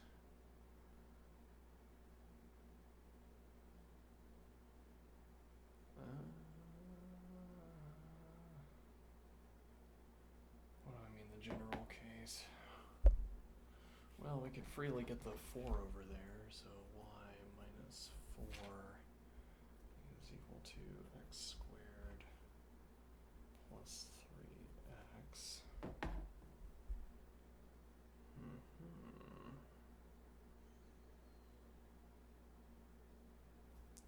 Not sure that is useful. Let's see.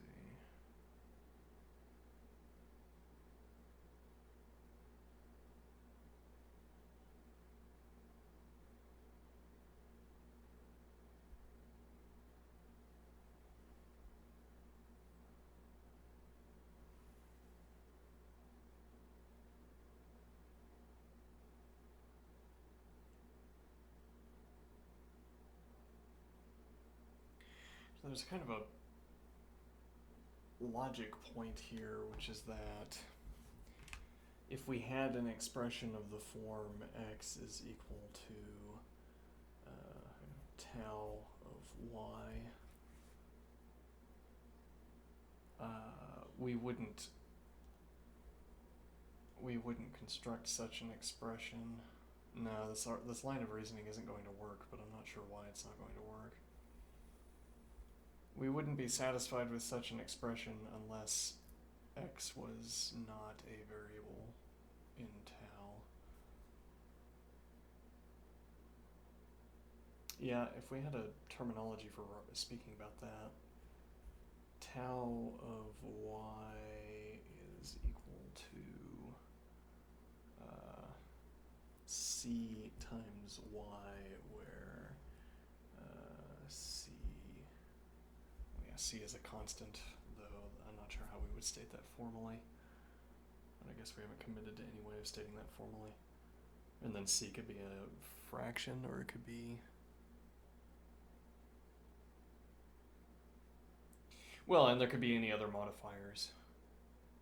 But actually, we could end up having... we could end up having a modifier here. Y to the n. Okay, and then if n is equal to -1, then tau of y is equal to c divided by y.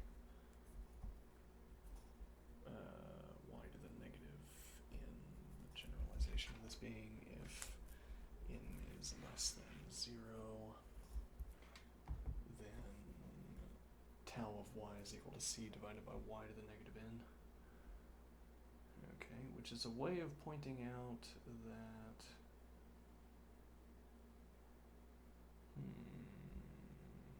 is still a way where there's still a way we would end up restricting the domain.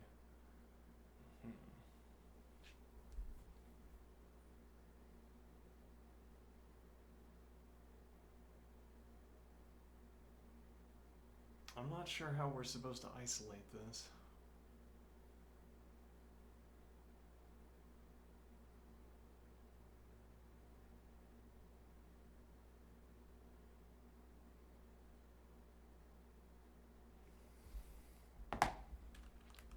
Well, this is going to be another x squared function, so we can answer the question without knowing how.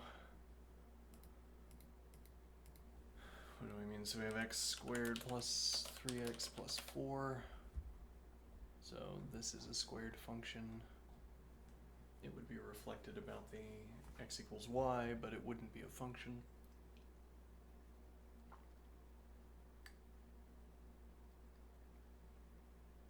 Nor is there any way to restrict the domain.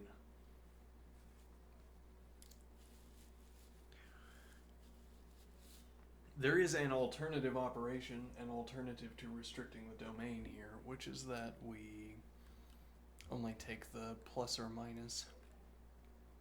Though which one we choose would be based on the demand of the moment, I suppose. It also doesn't really matter because I don't know how to construct this. Though again, there's the fun idea, if we had graphing paper where we trusted it to some tolerance, and then we had machines or tools that we trusted to some tolerance, we could perform an operation that we know transfers the function on the graph paper, and whatever values we get.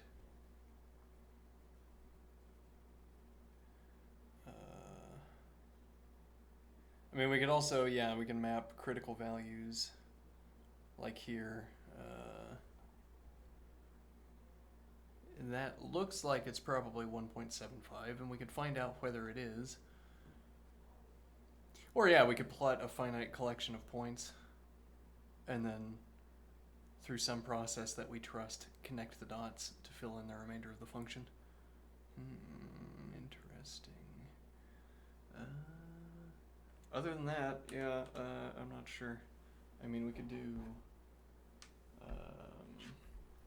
-3 plus or minus the square root of 9 minus 4 times 1 times what? Hold on. Oh, yeah, makes sense, actually, as the graph shows us.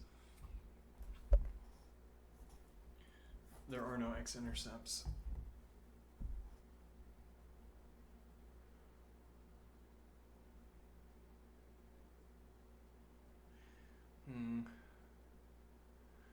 Let me think here. There is a y-intercept, which is equal to 4. Y equals 4.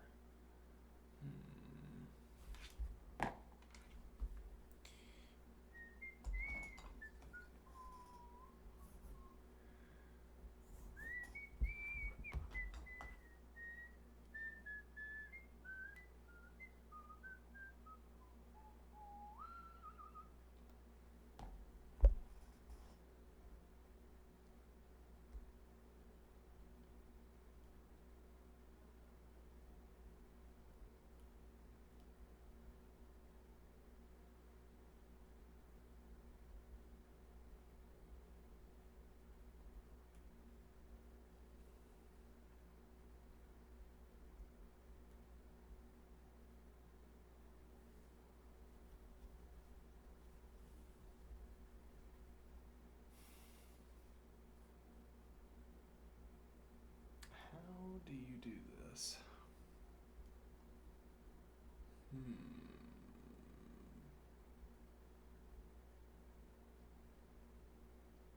Well, so if we have this expression,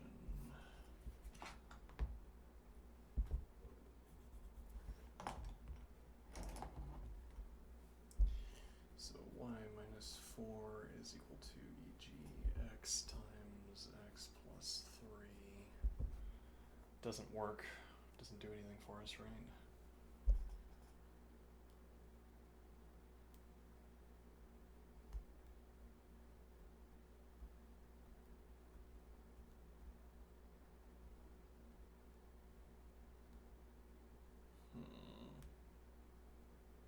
Yeah, I don't know how to invert this.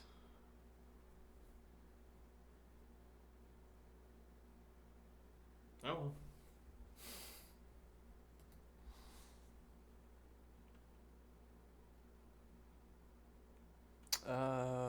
We could see if there's a solution.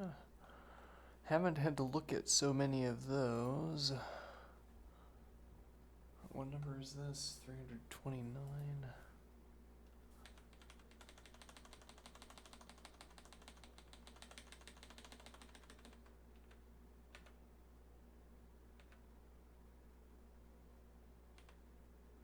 $329.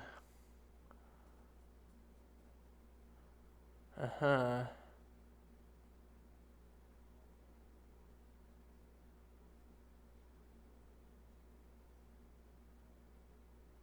Let's copy that down. -3 halves plus 1/2 times the square root of 4y minus 7. Okay, and then we go back to the graphing calculator where we have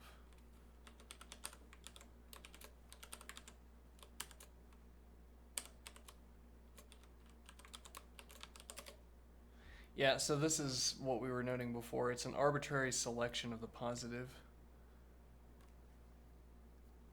In a particular context, I suppose, there would be some motivation to choose the positive or the negative. In this circumstance, it's arbitrary. The author merely selects. But the author is able to perform the calculation and I am not, so the author is free to choose in this context, I guess.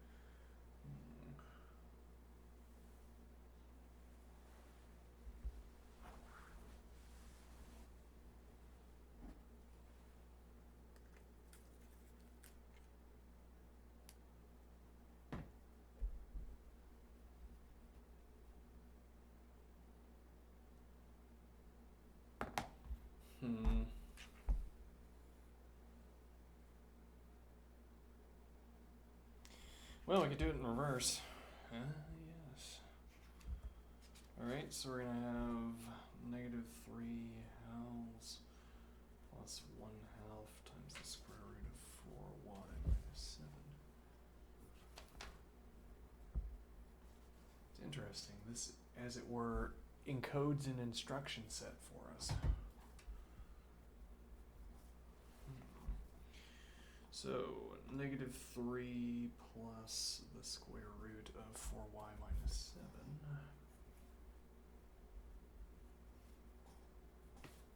is equal to 2x. Square root of 4y minus 7 is equal to 2x plus 3. 4y minus 7 is equal to 2x plus 3 times the square root of 4y minus 7. Crack myself up. Alright. 4x squared.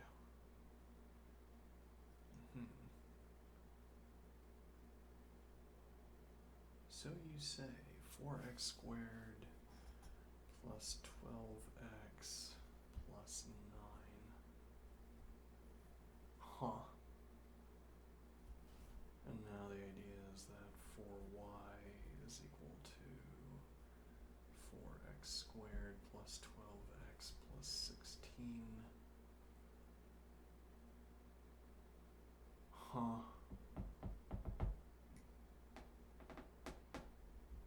Interesting.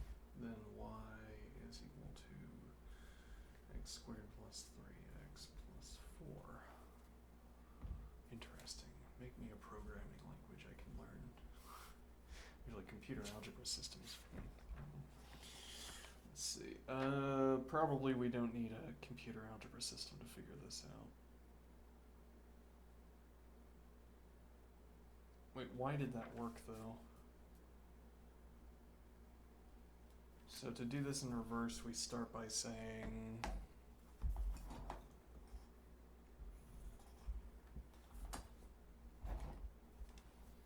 that 4y is equal to plus 3x plus 4. Rather, 16. And 12. 1 out of 3. Alright, now let me see here.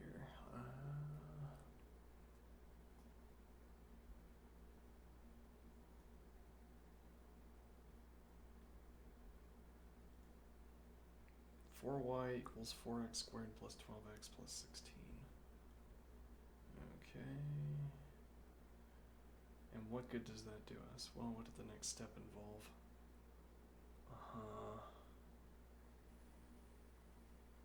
Okay, and the idea of that is that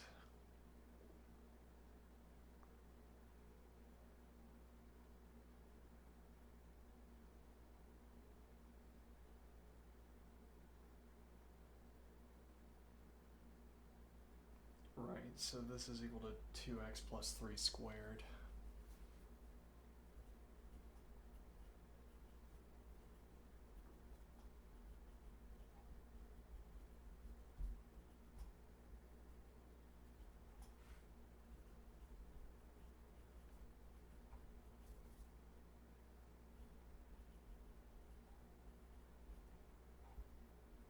But how could you possibly know that?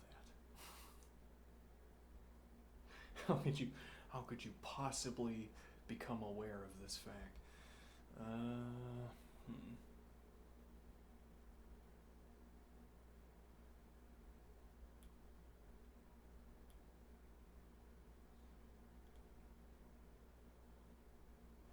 Is this something you learned how to do in linear algebra or something? I don't know. So what is the idea if we wanted to characterize this algebraic step, this technique step, through technique?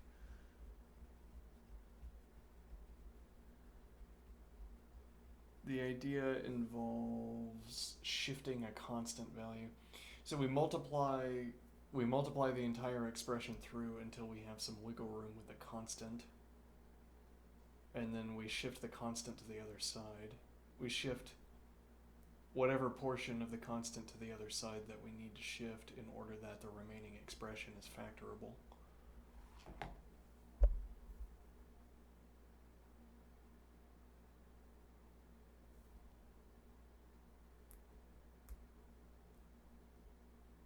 Well, but specifically though, this needs to be a square.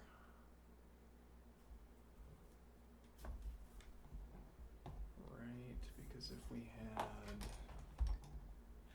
let me see here. If we instead had,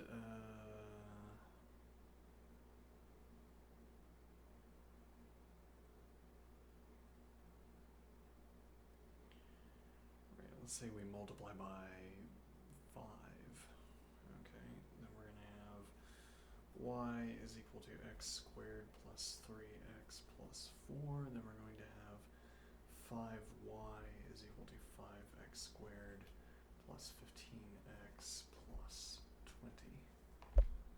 Okay.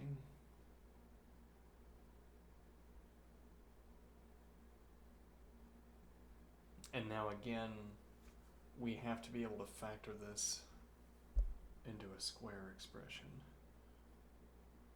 Though how can we test whether we have a square expression? We specifically need that because that's the only way we have to get rid of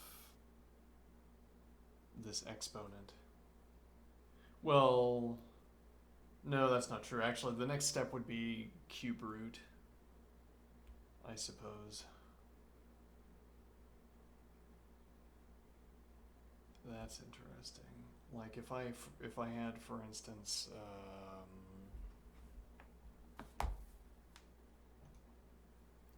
so yeah, this is routing to. If I had, for instance, 2x plus 3 cubed. Okay, but that's not going to work because we end up with a cubic. Is equal to 6x, 8x rather, 8x 2x cubed dot dot dot, and we don't need to know what the remainder of it is because we can't get rid of this extra x.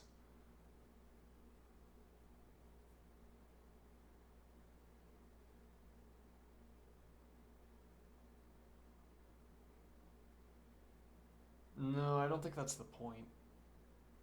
I mean, the point would be that we're going to take the cube root, right? Supposing we are able to do so, we're going to take the cube root. Okay, let me see here. 1331.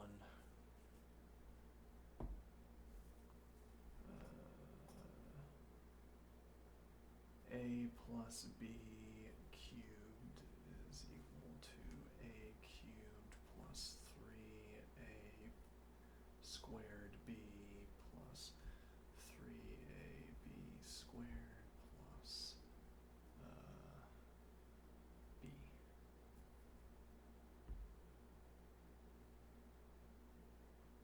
Okay, so now we're going to have 2x cubed plus 3 times 2x times 3.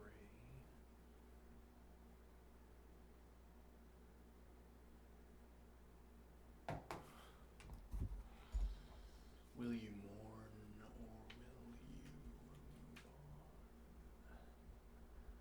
Yeah, let's see here. Alright, so we have 2x cubed plus 3 times 2x times 3 plus 3 times 2x times 3 squared plus 3.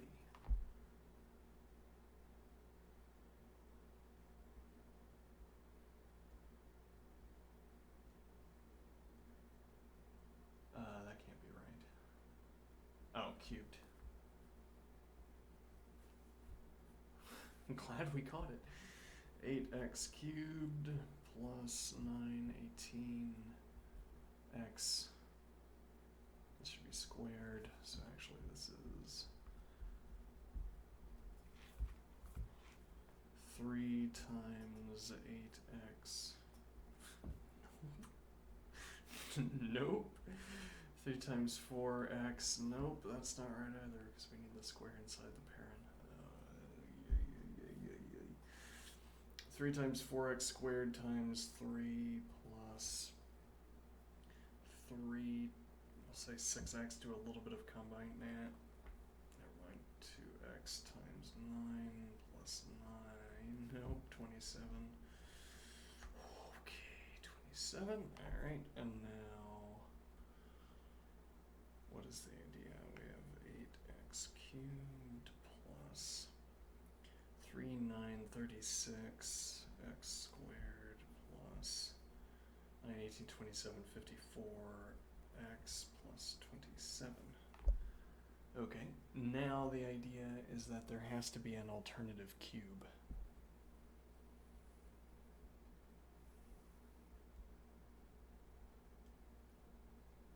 Is there an alternative cube?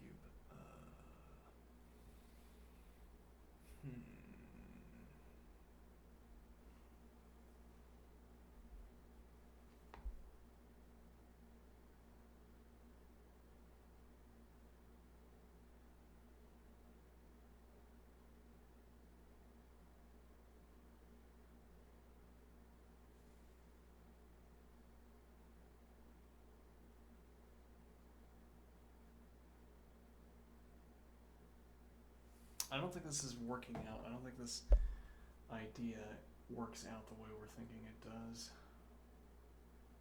I think we're confused. Let's see.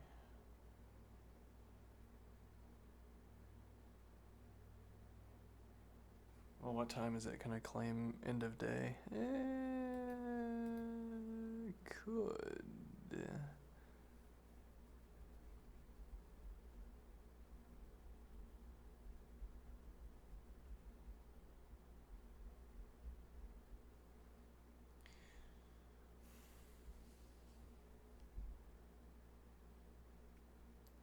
Well, so I mean, this process, pink.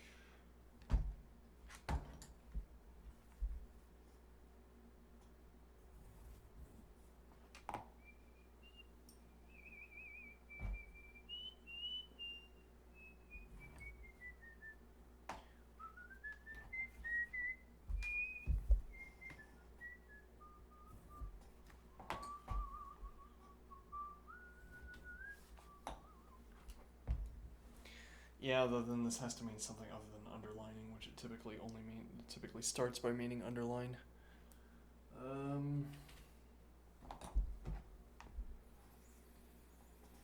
So we got to this expression first by multiplying by 4.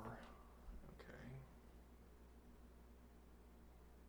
Now we would obtain an x cubed so as to then change it into a cubic expression by introducing a cubed term and then also negating it. But if we negated it, we would have to subtract it to the other side.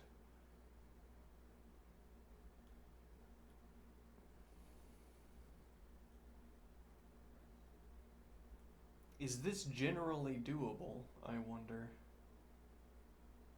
What is this, and what do we mean by generally doable? Let me see.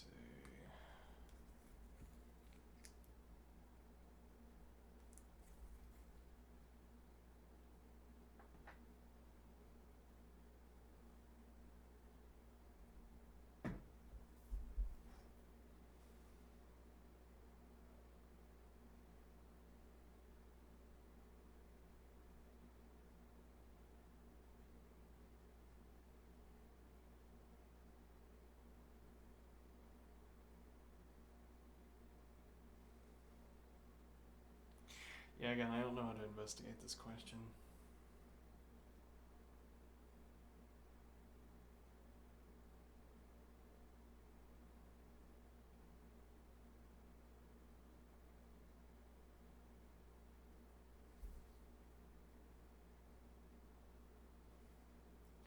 Well, so the next candidate would be times 9, actually, right? Because we need the a expression to be a perfect square.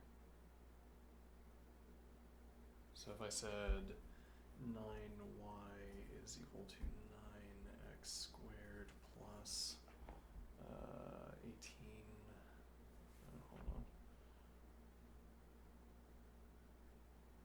27x. Well, let me write out x squared plus 3x plus 4.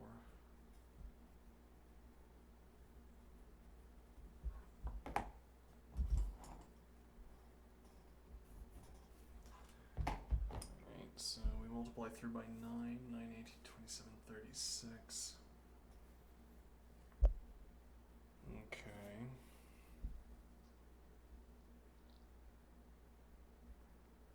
And now the question is, well, so we know that this has to be 3x. So this is going to be 9y minus c, no, plus c.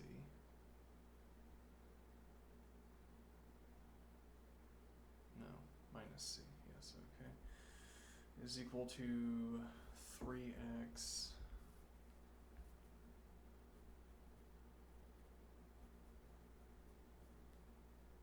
plus a, apparently, and 3x plus a, right, because it has to be squared. And this is such that, let's do b then, whatever. Right, then the follow-up observation is that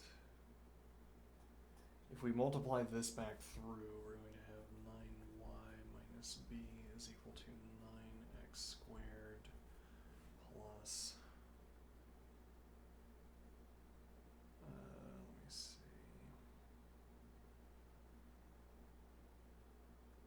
plus 6ax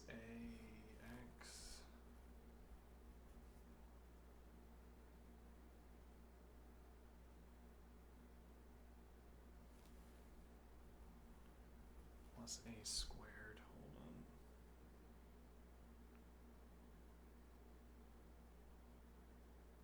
on. Huh.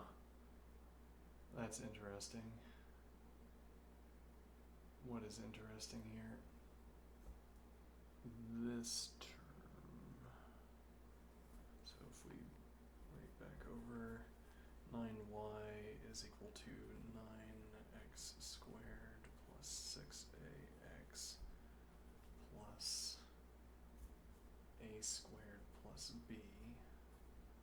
Right, now we have two requirements here. We have that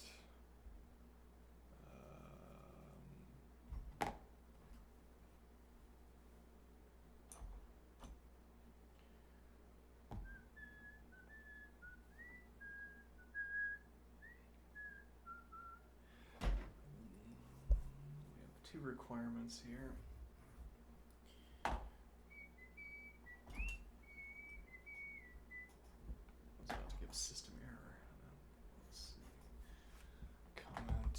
So we need that 6a is equal to 27. And we need that a squared plus b is equal to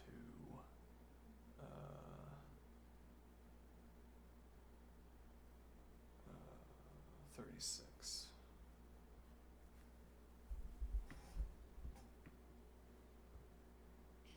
Well, actually, maybe technically what we need is that 6a plus a squared plus b is equal to 27x plus 36.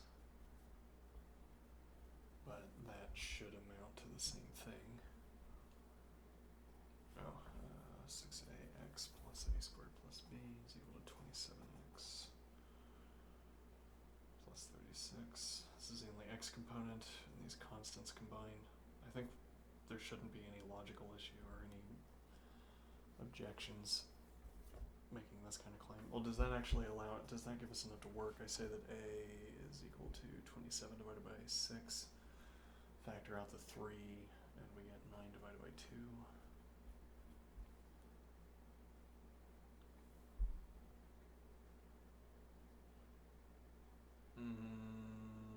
Why are we not getting back what we originally had?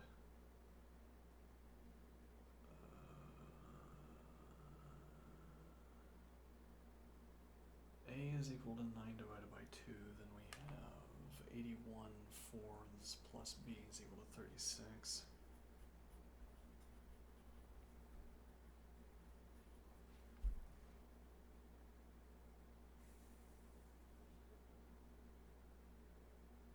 Thirty-six times 4, 24,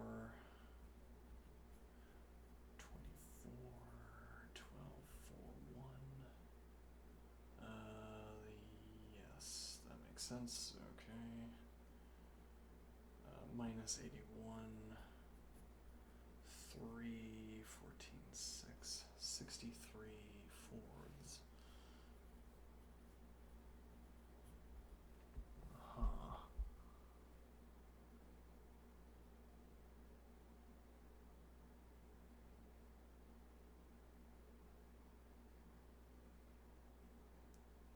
Why does this work, or why is this not working?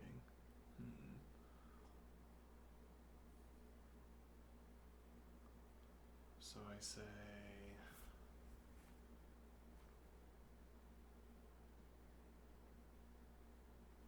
9y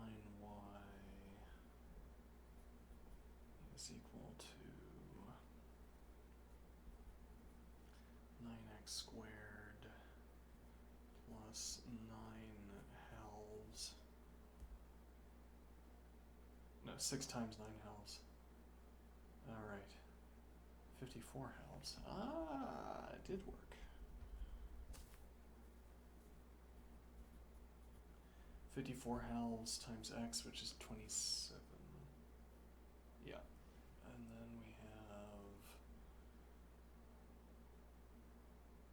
this one doesn't look like it's going to work out so well, I think. Oh, well, a squared plus b, actually. So a squared would be 81. No, hold on.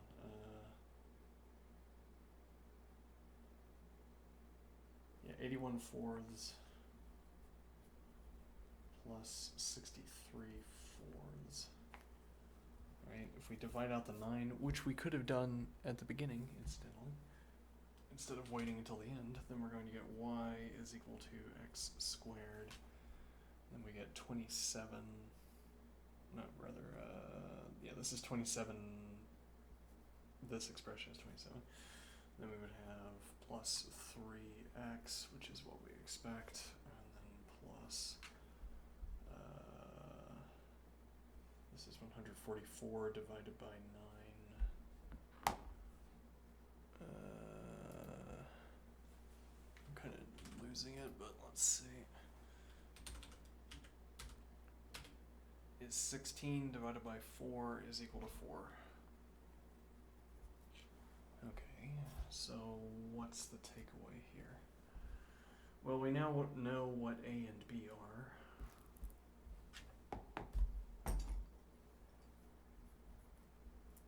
So if we had,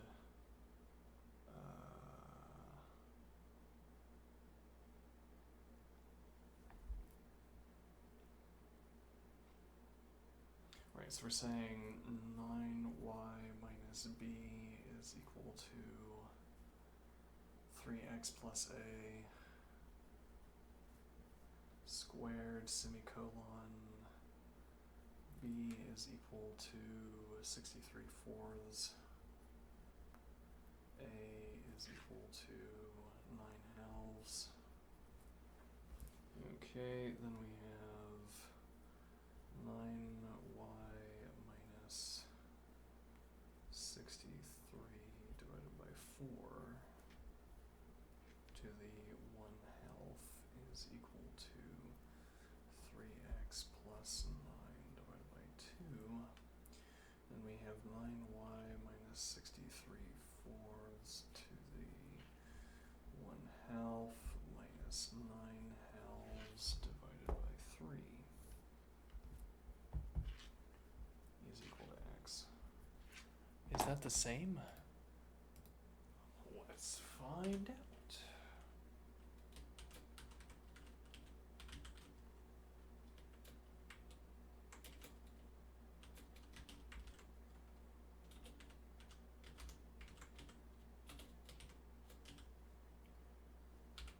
Yes.